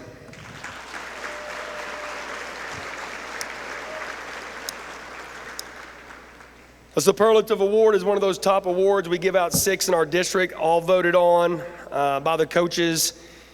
This player is arguably the MVP of any district.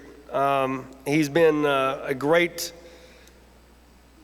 leader to have, helped me establish what we're trying to keep established and improve it at Canyon Lake High School. Recognized in his senior year as the midfielder of the year, Josh Sheck, senior.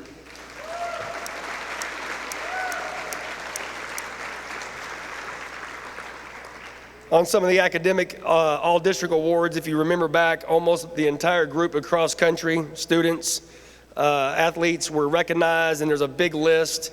The soccer list is a little bit in question right now. We're working on improving that, but we do want to recognize through the Texas Association of Soccer Coaches Academic All-State, we had 2 recipients of this, and it's a 92 average or better, and a senior in good standing. 2 seniors will receive this award tonight, soccer specific, all-state, academic, Josh Nelson and Josh Sheck.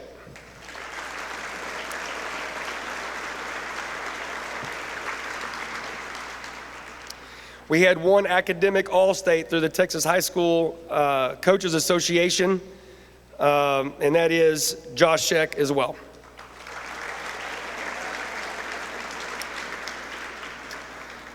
In addition, before we get to the team awards, another well-deserved award, Region 4, first team, all region. That's like a top 11 player in all of the entire Region 4, 4A, Josh Sheck.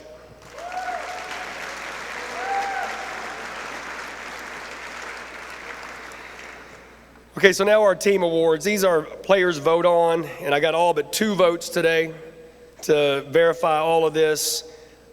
This is what our players think of each other. This is where, what did you do for us to make us a better team?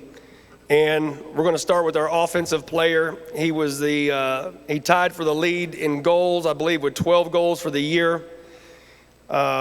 It's going to be a big loss. He had a big impact. He could score. He didn't have as many goals as we needed as a team. But again, the district that we played in, he scored a couple of the more brilliant goals. The one against Fredericksburg to tie them 2-2 was a huge goal for us.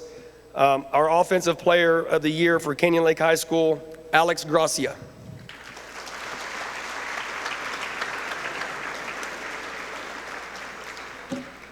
So before I met my movers, actually probably after I met my movers that I talked about earlier, I met 3 individuals out on the soccer field. The next person we're about to recognize is going to be our defensive player of the year. And he told me that day, I'll do anything you ask me to do. I'll play any position. I'll do anything you say. And he did that from day one. Every time we got together, I'm very happy to recognize Defensive Player of the Year, junior Julian Hernandez.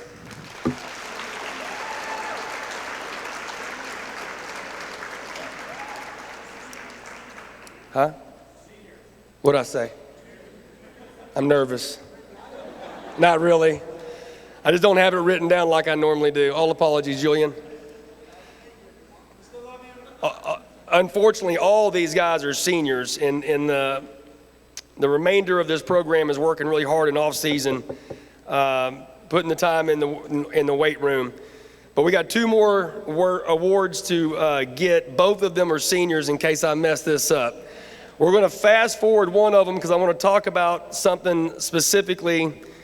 I've had an opportunity to talk about this next individual, our most valuable player. I don't think, if you know anything about the soccer program, I think it's very clear who has been such a huge part of this program. It's like having a coach on the field. It would have been easy for him to not play his senior year for a variety of reasons, whether it was Corona or bigger dreams of not getting injured and just playing in college. But our MVP, as voted by the district, there's only one other person that received a vote, and that's because he had to vote for the other person. So everybody voted for Josh Sheck, MVP.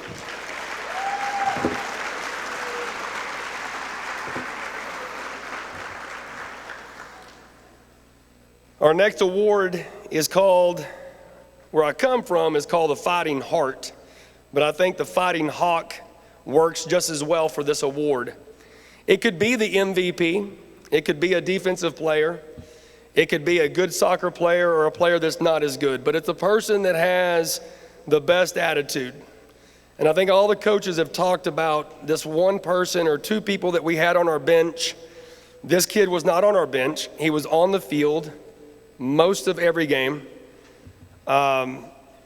Every day in practice, he was there. Every day, he helped get things in and out, pick things up, ask questions. I had to ask him to slow down because he wanted to go 100 miles an hour because of his effort, and his heart tells him this is how you go. You go as hard as you can all the time, and every once in a while, you got to slow down and enjoy the moment. I told him this on senior night. And I'm very happy to share, as a senior, receiving our Fighting Hawk Award for the best attitude, tremendous effort, self-motivated, and in so many other ways you could describe this award. Number 19, senior Xavier Espinoza.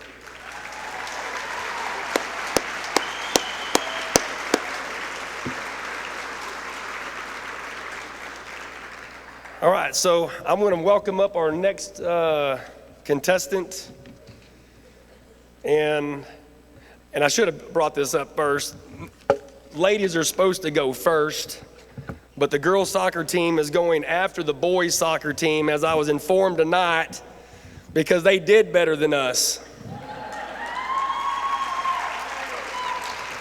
Please welcome to the stage. Oh, never mind. It says it right there. It's right. It's right. It's, I've made a mistake. It's me. Yeah, I know. No, I was next. I made an error. Yeah. No. Yeah. I made an error. How? I'm fixing something. I'm sorry. All right, I'll be brief. I'm probably one of the worst public speakers in the world, and I get nervous. And so because I got nervous, I actually skipped over a name that I didn't mean to. I can't believe I did it. I mean, she only plays 4 sports, volleyball, soccer, basketball, track. Am I missing something? I don't know. Anyway, also, number 13 for girls basketball, academic all district, please stand up. Emily Pena. Sorry. Okay. Now on to girls soccer, and they did. They had a great year. So here is Coach Strachner.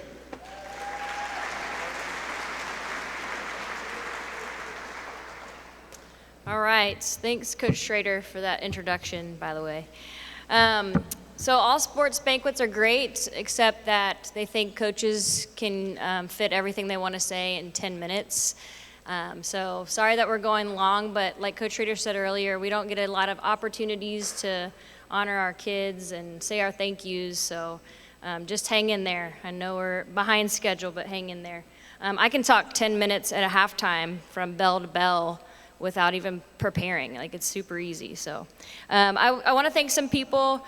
We can save our applause till the end because it is a lot of people, but in order for us to have the success we did this year, there's a lot of people that helped out in a variety of ways. Kelly Pipkin was my team mom. She was awesome for us this year. Leanne Razor was our booster club rep, so she attended all of our booster club meetings and reported back. I do want to give a shout out to our booster club. Every year that I've been at Canyon Lake, they have been very generous and always never turned me down for anything that I've asked for, especially this year, paying for our playoff meals and our playoff shirts. I appreciate them. If you are not a member of the Booster Club this year or haven't been in the past, I highly recommend joining, and that's one easy way to support your athletes here at Canyon Lake. I want to thank Canyon Lake Broadcast. It was awesome to be able to have grandmas and grandpas be able to watch the games. It was awesome for me to watch the game when I was on quarantine because I wouldn't have been able to see my team play and like text my assistant coach like what to tell them at halftime. He probably didn't tell him anything, but I got to watch my team play while I was out on quarantine. Don Holmes for writing about us. Just really cool to be able to read about our kiddos this year and get some highlights from them. I want to thank Coach O, my assistant coach. Just again, when I was out on quarantine, he was able to keep things running, and I didn't have to worry about if the girls were taken care of. I want to thank Jeff Strassner. He's like in single dad mode when I'm in soccer season, so he does a lot for me and our family when I am in soccer season. And I want to thank Coach E and Coach Pena. I call them our magicians because we had a lot of injuries this year, and we would get girls in there and they would work their magic and then they'd get back right out on the field. So I think that's most of the thank yous. I know there's more people, but please give those people a round of applause before I move on and talk about my team.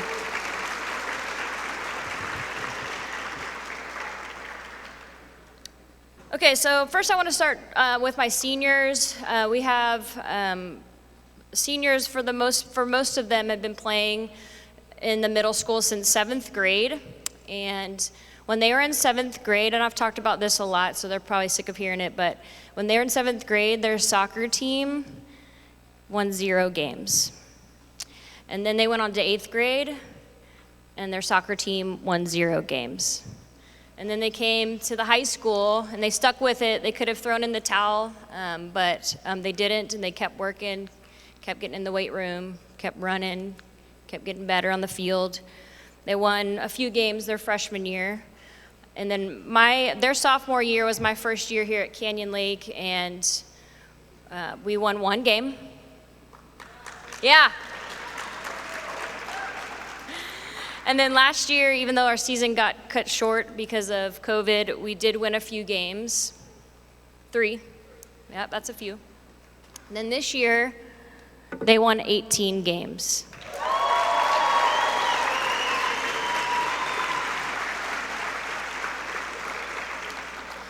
And I always tell them, you know, kids come through this program and they see the work that these seniors put in, and that's just what they know to do. Like, every year, they just watch those seniors, and then the juniors just came in and worked hard. The sophomores came in and worked hard. This is a really hard-working group. You don't go from 1 and 3 games to 18 without putting in the work. So super proud of that senior class for sticking with it. Thanks for not quitting and for getting your team to where they got this year. As we started the season, of course, we had personal goals. We had a lot of team goals.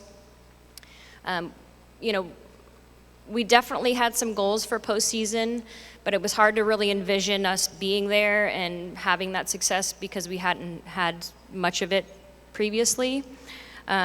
So it was really awesome to be able to kind of experience it and just Coach Schroeder was saying about one of his kids to just enjoy being in the moment. I felt like we were able to really enjoy every minute of every part of our season because we hadn't experienced it before. So it was a really cool thing to be a part of. You would have thought that COVID would have kind of wrecked our season and caused kids to be injured, and I know that some sports really dealt with it more than others. COVID really wasn't a huge part of what went on with our season. We only had one that had COVID and was out on varsity. I also had COVID and had to be out, which I'm glad it was me and not one of my players. But we did deal with a lot of injuries. So at one point in our season, this was kind of going into district, we had, I think, 6 JV kids that were starting and playing for us, and we still would win games with those JV kids on the field, which was pretty unbelievable. It just kind of shows you the leadership that we had out on the field for those JV kids to be playing a game and us still be successful. And actually, 2 of those JV kids that got the chance to play with varsity are actually here tonight and earned a spot on the varsity squad. So if you ever think like your opportunity's never gonna come, you just never know. Might be someone that gets injured or sick and you'll get a chance to play and prove yourself. So always be ready for that opportunity.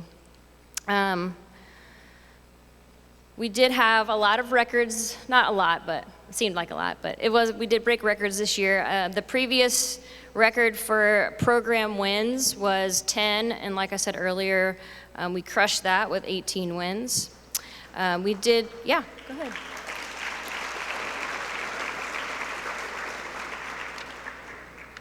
We did earn our first area championship and playoffs this year.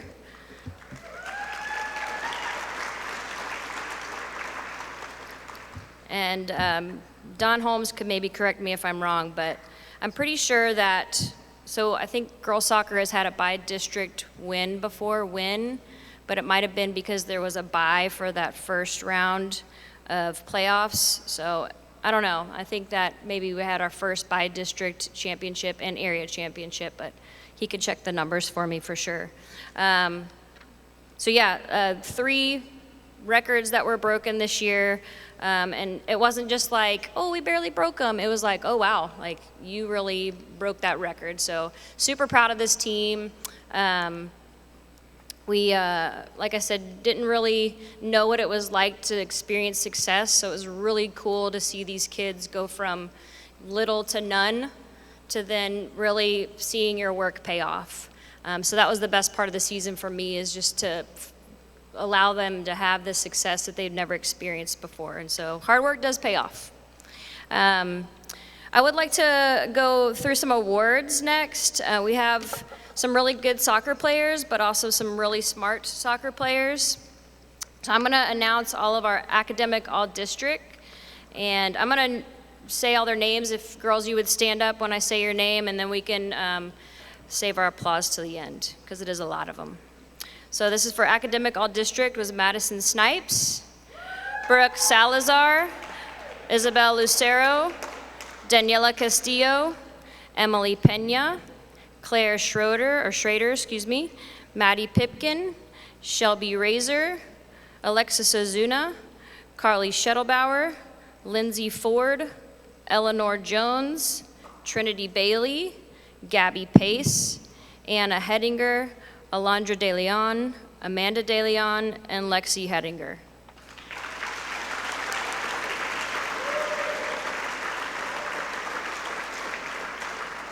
So those kids maintained a 90 or above during soccer season. Our team awards, and these are awards that our girls voted on for their teammates. Offensive MVP, which she had 17 goals, which I need to look and see if that's a record too. 17 goals and 8 assists was freshman Gabby Pace.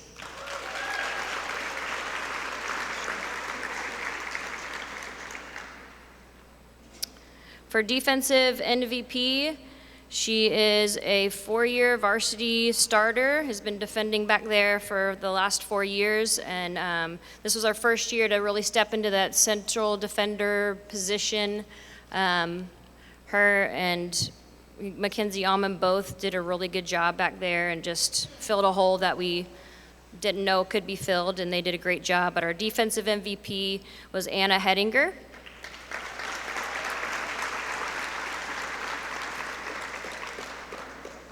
Our overall MVP, who she overall saved our butts like game after game and literally would not be as successful this year without her. If you ever came and watched on any of our games, literally she saved us every time, just one-on-ones, and overall would not have been as good without you, Lexi Hedinger.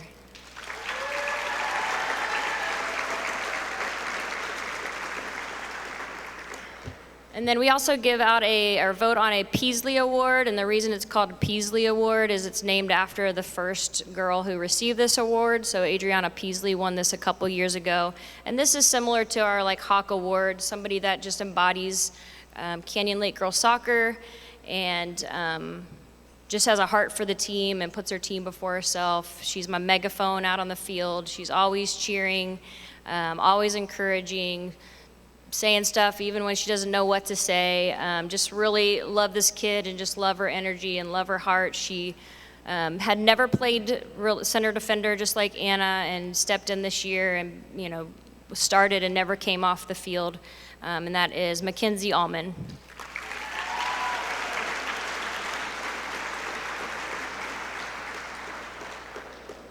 Our last set of awards are our district awards, and these are voted on. We nominate them as coaches, and then the other coaches in the district vote on these kids. And we had 3 that were on honorable mention, so this is all district honorable mention, and that was Emily Pena, Lindsay Ford,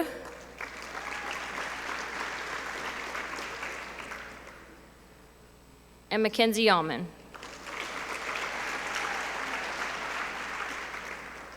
Y'all can stay standing, so we'll do all of our district's kids standing up. Our second team, all district, was Maddie Pipkin. Or excuse me, sorry, no, she wasn't second team. Time out. Gabby Pace and Anna Hedinger. Then our first team, all district, was Maddie Pipkin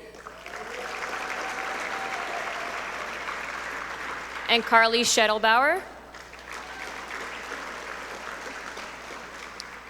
And then we have, for girls soccer and boys soccer, we have superlatives. So we have all district defenders, forwards, midfielders, goalkeeper.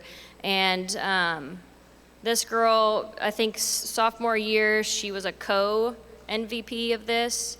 And then she outright won it this year all by herself, and outrightly so. So I've already talked about her a little bit, but she is a bad ASS.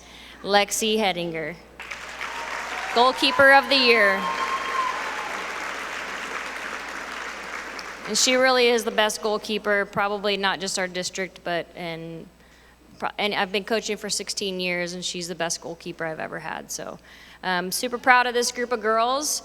You gave us a season to remember, even through all this crazy COVID stuff. We have had the most successful season that any Canyon Lake girls soccer program has ever had. So congratulations.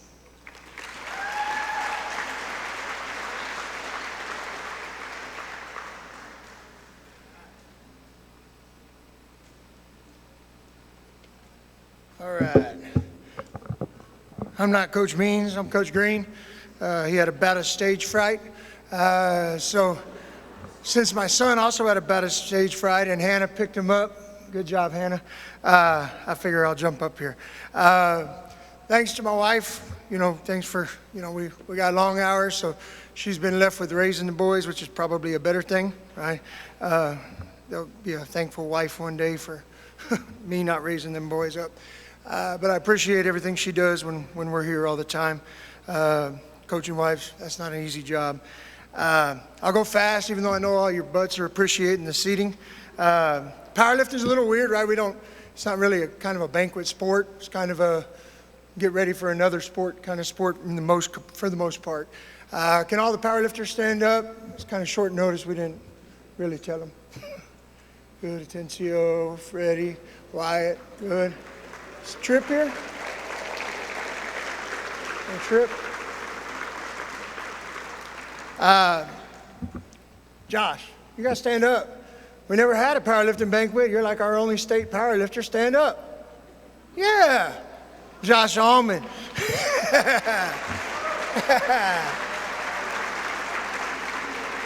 He started the program.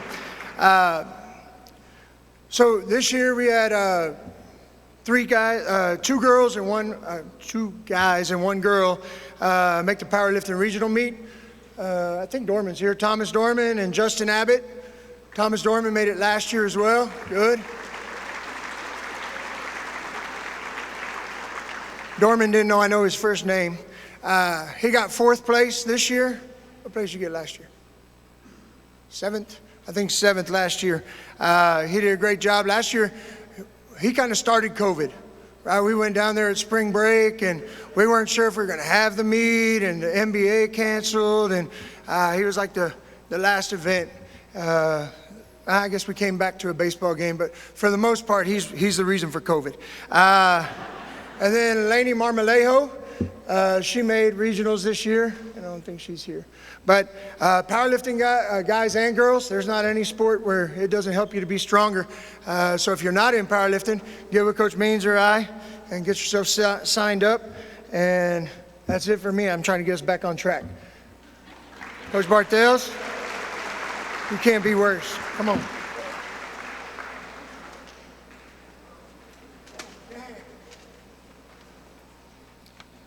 It looks like a lot, but I just get nervous and have to read. I'm worse than Burleson. All right, first off, if you were a track coach back there, please stand up. Track coaches. I want to thank all these guys and girls for helping us out. Coach Malone's hiding around here somewhere. Where you at, Malone? I hear you. Oh, back there? All right, anyway, Coach Malone, I feel like I'm yelling. I need to thank her for keeping me in line this year. The number one thing that you need as a track coach is probably a stopwatch, and I believe 3 track meets in a row, I forgot my stopwatch. And Coach Malone had my back at all those track meets.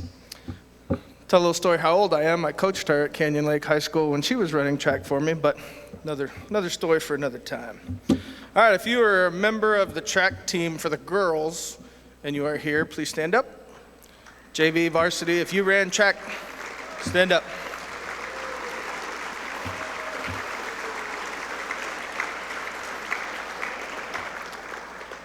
All right, so we had a total of 33 girls this year that ran for me. I gotta find my spot here. This is why I do this. And although this wasn't our strongest year as a team, y'all can go ahead and have a seat, sorry.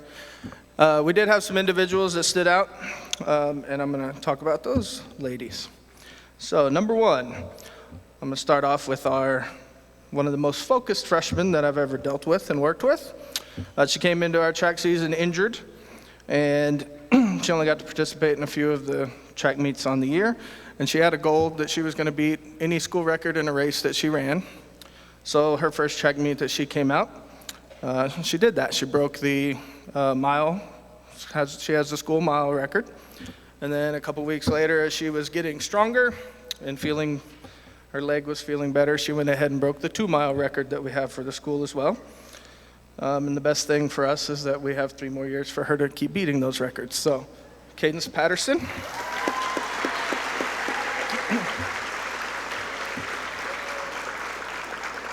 Thank you. As in a lot of our sports, track, we are in one of the toughest districts in the state, and Cadence did qualify for the area track meet in the 2-mile. Another athlete, actually I forgot to do this part, but I've only seen 2 of you here, but my 2 seniors, thank you for giving me about 3 months of your life every year for the last 4 years. I do appreciate that. Another athlete that had a pretty good year for us. We're glad that Coach Drum hired Coach Schroeder, his daughter who participated in many of our sports here on campus. Came to Canyon Lake High School as known as a track athlete, but turned out to be a pretty good soccer player, so I didn't get her for a little while because she kept winning games in soccer. And then, so as she got to us, she was pretty beat up, and she was actually so injured and banged up by the time district and the area meet rolled around that she didn't even get to practice. She would just ride the exercise bike every day. And she's a hurdle jumper, so those of you that know anything about hurdles, you need some practice. But for 3 weeks in a row, she took more than a second off of her time, and she qualified for not only the area track meet, she advanced to the regional track meet, being injured. So good job, looking forward to working with you again.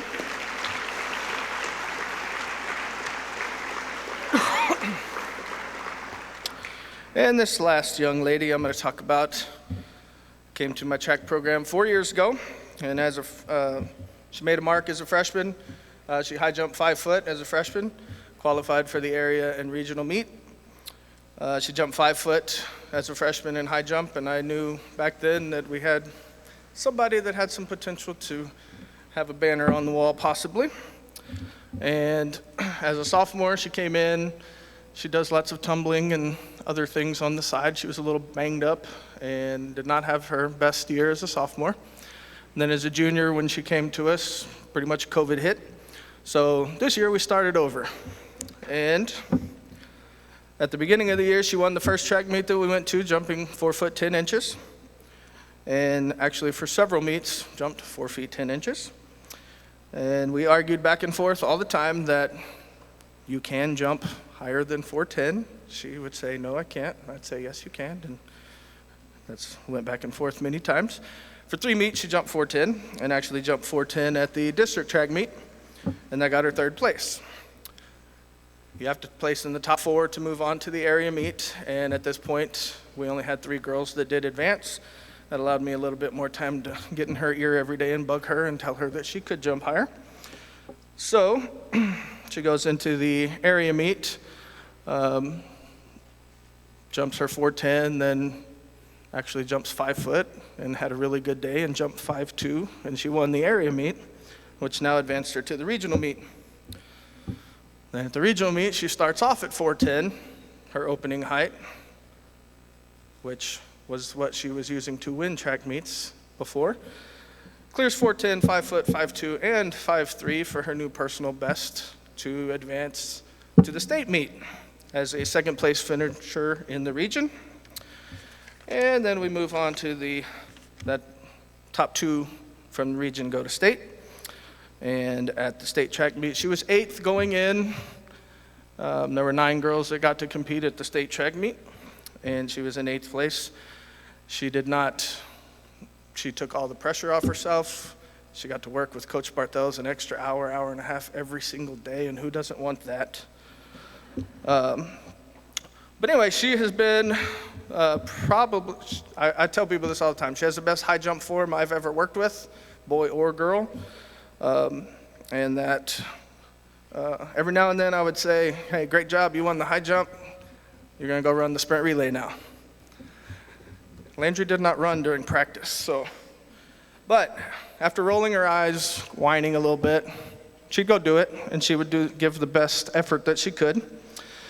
And that's what I love about her the most. She's selfless, hardworking, and a joy to be around. And we appreciate everything that she's done for our program for the past 4 years. And I went back and looked, and she has scored points in every single track meet for the varsity high jump that she participated in. And I want everybody to give a round of applause to your 4A, 6th place best high jumper in the state of Texas, Landry Brown.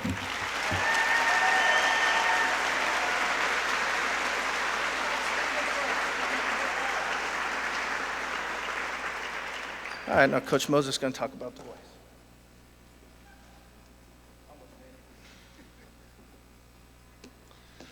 Okay. I'm going to do everybody a favor right now, and I'm going to cut my speech in half. So, if you've been thanked tonight, I thank you too. The 2001 boys track highlights are to qualify for regionals in an individual sport is equivalent to winning 2 playoff games in a team sport. It's equivalent to going to the 3rd round. And if you go to regionals and you make the finals at the regional meet, whether it be track, swimming, cross country, golf, whatever, it's equivalent to winning 3 playoff games and playing for the regional championship. In track and field, that's really what we strive for, is to get to the regional track meet. All of our other track meets are kind of like practice meets. They don't really count. You know, we're just trying to get better and better to where we can perform at the district meet and then advance to the regional meet. This year, our highlights were our 4x1 relay. You guys stand up. Ryan Ravalli ran the first leg. Shane Moss ran the second leg. Matthew Sosa and Cameron Gallagher alternated and ran the third leg. And Patrick Allman ran the fourth leg.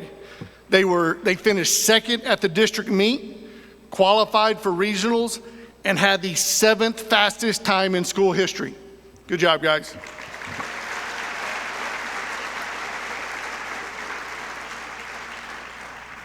Sean Pendleton, where you at? Stand up, there he is. In the discus, finished 5th place at the district meet. He ended up throwing the 9th best throw in school history. Good job, Sean. Will Hildebrand, is he here? I haven't seen him. He's in that camera right there. Hopefully he's watching. Will is a pole vaulter. He's a 4-year letterman. This year he was the district champion. He was the area champion. He cleared a height of 14 feet 0 inches, and that is number 2 in the school history. He is a 4-time regional qualifier, and this year he placed 4th at the regional meet. Patrick Allman. Caleb Allman. Patrick was a 100-meter dash. He finished 5th at the district meet, and he had the 7th fastest time in the 100 in school history.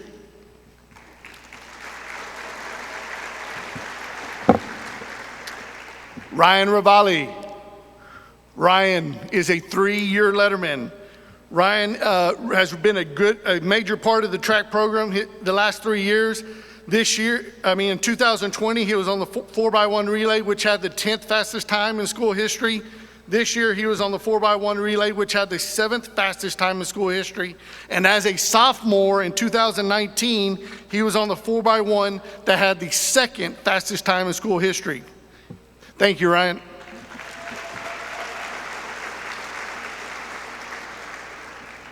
Shane Moss, super sophomore. Shane ran the 100-meter dash. He finished 2nd at district. He finished 3rd at area. He made the finals at the regional meet and finished 5th place running 11.09, which is the 2nd fastest time in school history.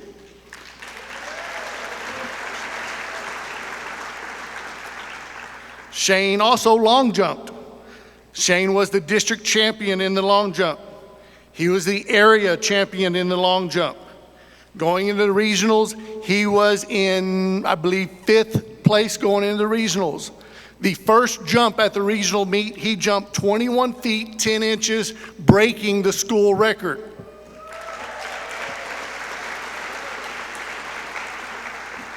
So going into the finals, Shane was in 1st place. He remained in 1st place the entire competition. There were 2 jumpers left, and Shane was still in 1st place. The first guy was from, I believe, La Feria. He jumped 5 inches further, knocking Shane to 2nd. And remember, the top 2 go to state. The next guy was from Alice. He jumped 3 inches further. So that pushed Shane to 3rd. And one of the greatest performances I've seen a kid perform at Canyon Lake. There was only a few people there from Canyon Lake, but when Shane jumped and hit the sand, the whole crowd went crazy. He jumped a foot further than everybody had been jumping the whole meet. I was screaming and hollering and everything.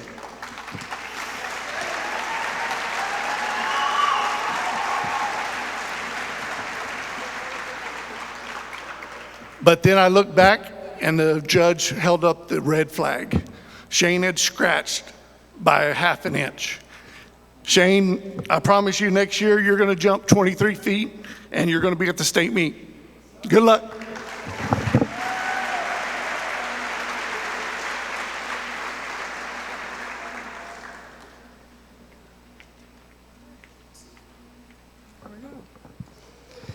All right, I'm going to start my speech off just like everyone else. First, I want to thank the Booster Club for you guys putting on this event and everything that you've done for us this whole year, including that beautiful new scoreboard that we have out there.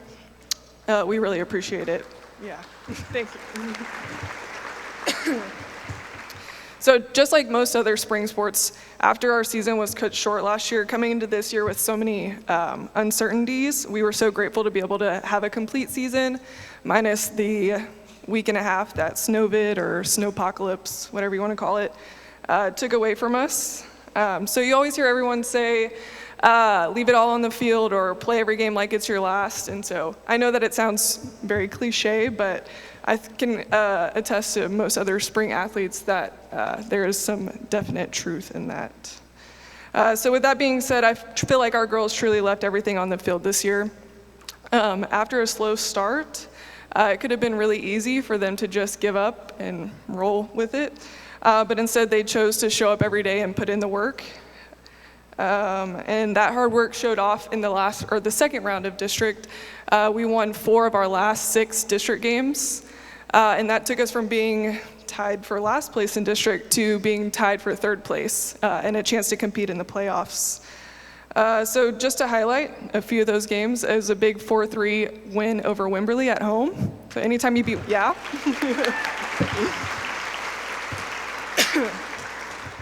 And then a big win over Bandera. So in this game going into the 4th inning, we were down 8-2. Again, another chance for them to just, roll with it and kind of give up. But instead, they fought back, and we ended up winning that game 13-9. And as a coach, that's probably my proudest moment that I've ever seen a team accomplish. It was just a complete team win, and I shed a little tear after that game. And then finally, the game that clinched a playoffs berth was a 6-0 win over Davenport, where Gabby Barnes, our freshman, wherever she is, yeah, she threw her first career no-hitter. Yeah.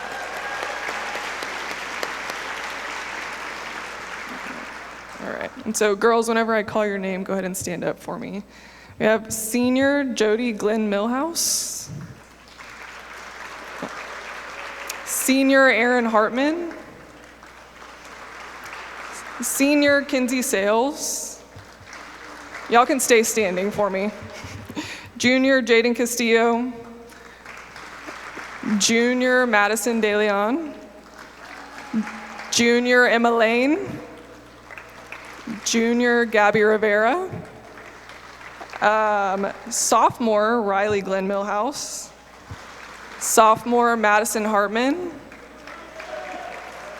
Sophomore Shelby Porter. Sophomore Adriana Toich. And freshman Gabby Barnes. Yeah, and then we also had 3 other girls who they traveled with us for most of the season, and they came to all of our district games and even gave up their time on the weekends to come to our tournaments, even though they knew there was a chance that they might not get to play, but we really appreciate the time and effort that you guys put in. So that's Taylor Abbott, Grace Rutherford,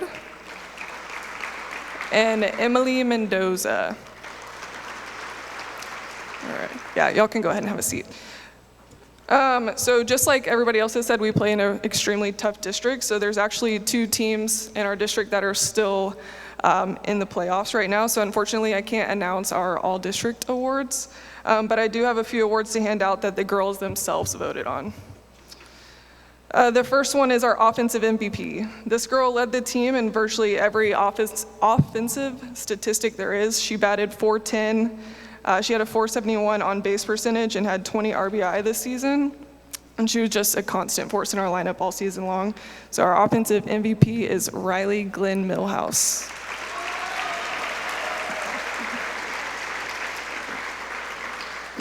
Next is our defensive MVP. This award goes to a girl who plays the game hard all the time, and she's got the scars to prove it. She's been a steady presence in our outfield for 4 years, and she also had 3 wins in the circle for us this year. Our defensive MVP is Kinsey Sales.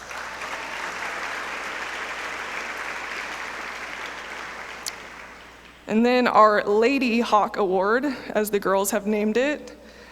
This is awarded to somebody who just embodies everything that Canyon Lake softball is about. Someone who goes 100% of the time. And this goes to Jody Glenn Millhouse.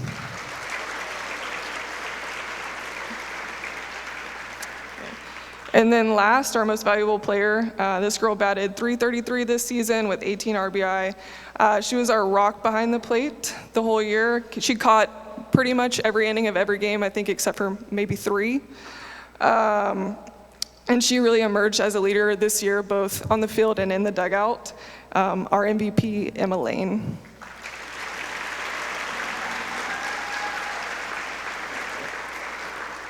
And then lastly, seniors and your parents. I just wanted to thank you guys for everything that you've given to this program for the last 4 years. Without you, we couldn't have accomplished what we did this year. Thank you.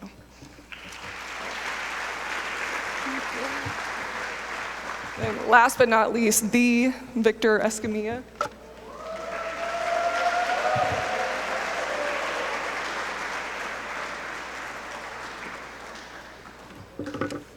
Thank you.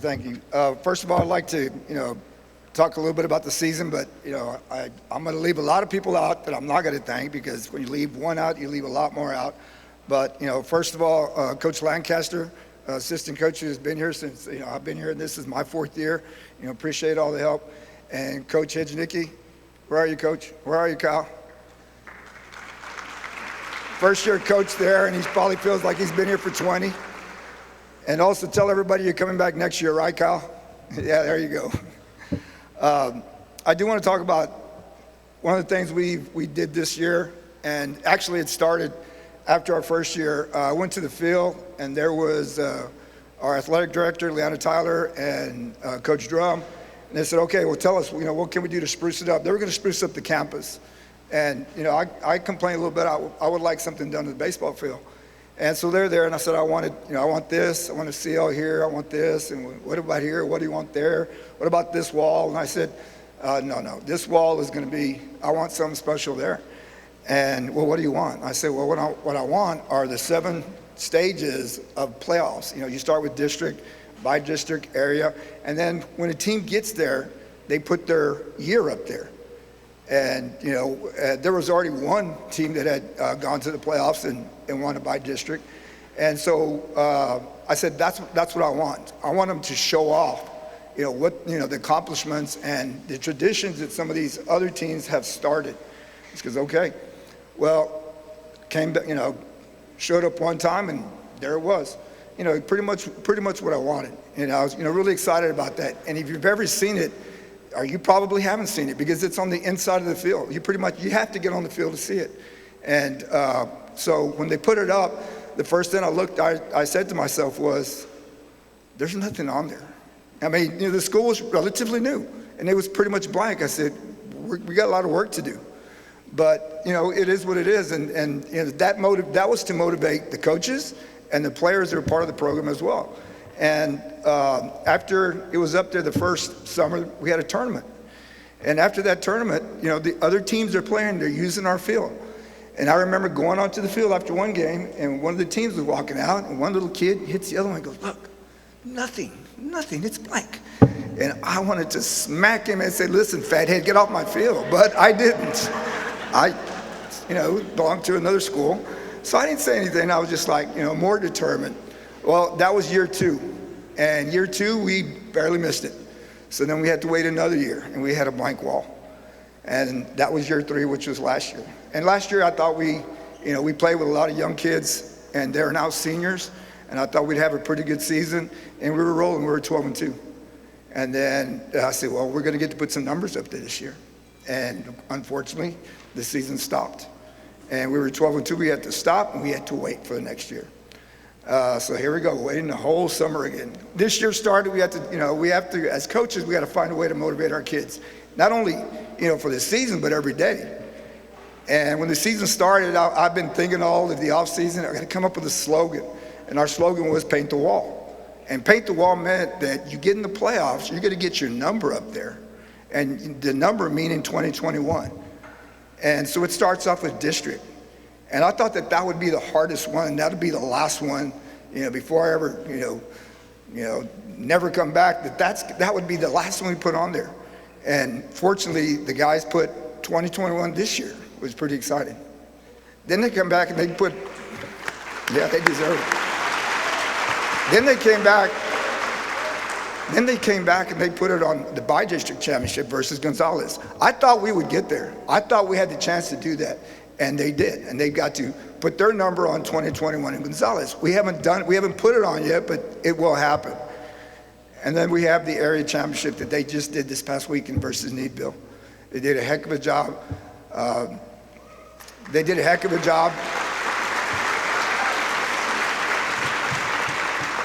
Game ones they're usually tight, and it was tight early on, and then somebody's got to step up and break it open. And Big Griff get out there, hit a home run, and their win came out of their cells. It was 4-1. It was 4-1, and the guys know. They know, and I'm barking at them, and coaches are talking to them. We got to keep at it. You can't leave it as it is. And they kept tacking on runs. And I think it wound up being 11-3, if I'm not mistaken. Game 2 is always important. We go back the next day, and Tanner Schultz, who started off on fire, kind of hit a rough spot. Not with him, but the teams that we played. 6A San Antonio Johnson, who at one point this year was number 1 in 6A in the state. Sinton, who everybody knows what Sinton is in our division, but those are the guys he faced. But then Tanner came out and he pitched a shutout, a 4-0 shutout for the second game, and got us over going into the next one. So our slogan all year was to paint the wall, and those kids were reminded, and they stepped up and they met that challenge. Really proud of them. The awards that we have are. Oh, the third person I have to thank, my wife, Ruth. She's our official scorekeeper at home games. She's the one that when I go home, and nobody knows, but when I go home, the dogs leave, the three-legged cat gets under the bed, and she's got to hear everything. She goes, do you want potatoes or not? I was just, okay. But thank you for all the help. What I'm going to do is I'm going to announce our team. And please stand. Number 1, senior James Lalonde. Number 2, senior Matthew McLean. Number 3, senior Tyler Pauly. Number 4, junior Austin Bowers. Number 5, junior Cody Jones. Number 6, sophomore Hunter Anderson. Junior Jeremy Green. Sophomore Ty Sellers. Junior Dalton Stanley. Senior Peyton Mcmullen. Sophomore Braden Welch. Junior Thomas Dorman. Sophomore Chase Anderson. Sophomore Hayden Baker. Freshman Gage Gibbons. Junior Zach Elson. Junior Tanner Schultz. Freshman Luke Roskin. Junior Bade Holland. Junior Gunnar Walker. Senior Baylor Vickers. Freshman Tristan Roberts. Sophomore Andrew Miller. Sophomore Griffin Williams. Sophomore Travis Parma. And junior Gabriel Martinez. We did pick, we mostly traveled with 18, 19 throughout the season, and then we picked up some others from the JV to help us out, and they're still an important part of our team and our program and in our successful run here through the playoffs. Next, I'm going to give you the awards for 2021. Some things, because we're in season one, Texas High School Baseball Coaches Association does not have their all-state awards out. They do not have the all-academic out. And so those are two of the awards that won't be given until the season is over. I'd like to start with, and guys, please stand when I call your name. We'll start with Texas High School, let's see, which one is this? Baseball Coaches Association, that one as far as academics are concerned. Tyler Pauly, James Lalonde, Jeremy Green, Hunter Anderson, Chase Anderson, Hayden Baker, Thomas Dorman, Bade Holland, Cody Jones, Ty Sellers, Griffin Williams, and Tanner Schultz. For Texas High School Baseball Coaches Association, you have to have a 90 or above. The second we have is, that was the Texas High School Baseball. Now we have the Texas High School Coaches Association. This one is for only seniors. And as you've seen that they have different levels. Second team, James Lalonde. And the highest award you can get is elite, Tyler Pauly.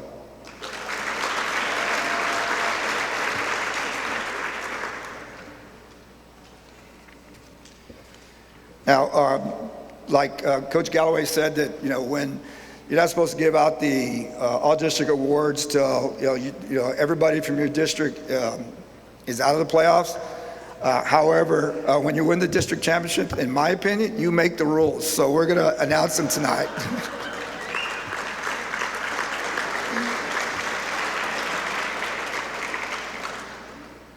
Second team, outfield, junior Jeremy Green.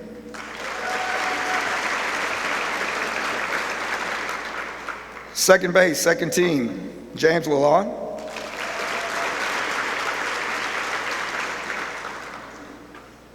First base, second team, Hunter Anderson. Second team, junior, Dalton Stanley, catcher. Second team at pitcher, senior, Peyton Mcmullen.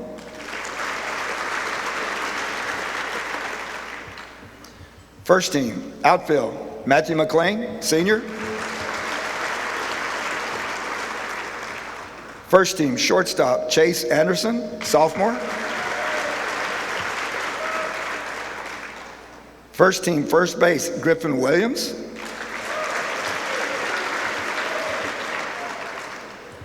First team pitcher, unanimous, Tanner Schultz, junior.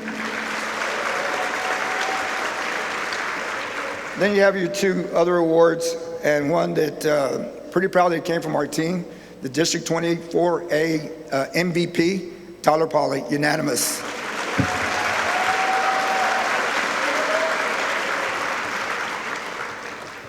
Our games are set for Thursday, 4:30, Friday, 4:30, and Saturday, 4:30. They are games after us. I think our sister school, Smithson Valley, will be playing Reagan. That's a number 4 team playing a number 1 team in the state, in the biggest classification. So that's after our game. And it's also going to be broadcast as well, or streamed, or whatever you call it. But you can watch it. But thank you very much.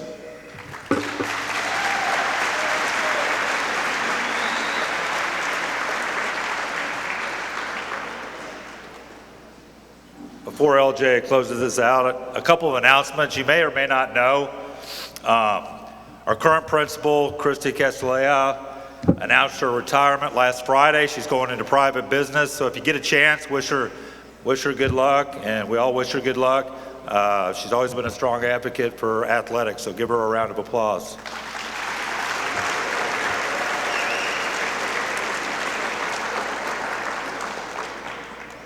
And as our new principal, and if you get a chance, our new principal is going to be Mark Oberholzer. He is was the principal at Canyon Middle School. He's right over there. Wave, Mark. You get a chance, make sure you stop and say hello. And I'd also like to thank my wife, since every other coach thanked their wife. Thank you, Andrea.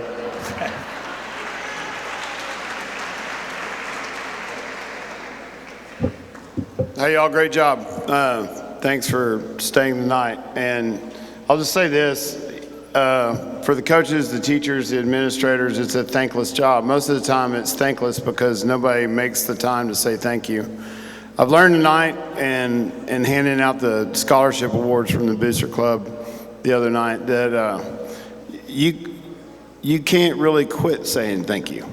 The respect and admiration and joy that we have watching our kids grow up and competing is beyond words. So every time you get a chance, remind them you love them, tell them thanks, and support them. A couple of real quick announcements. One, we have 3 people that have still not paid for their gifts, and Janessa has a squad that will not let you out unless you have paid her money. Secondly, the certificates for everybody that's received award are back at the coaches table, so please make sure that you go and collect those. If you want to take pictures, by all means do. And last but not least, I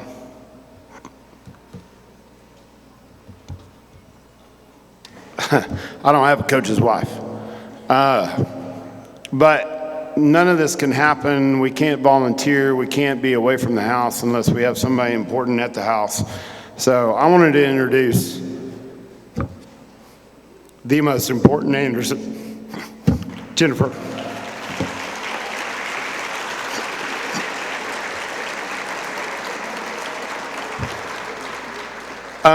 Thank you all for being here. It was a heck of a night. This is a great get-together. I hope that you will be back for more and support these kids. Join the Booster Club, contribute where you can, and by all means, every time you get a chance, tell all the people that are important to you, thanks.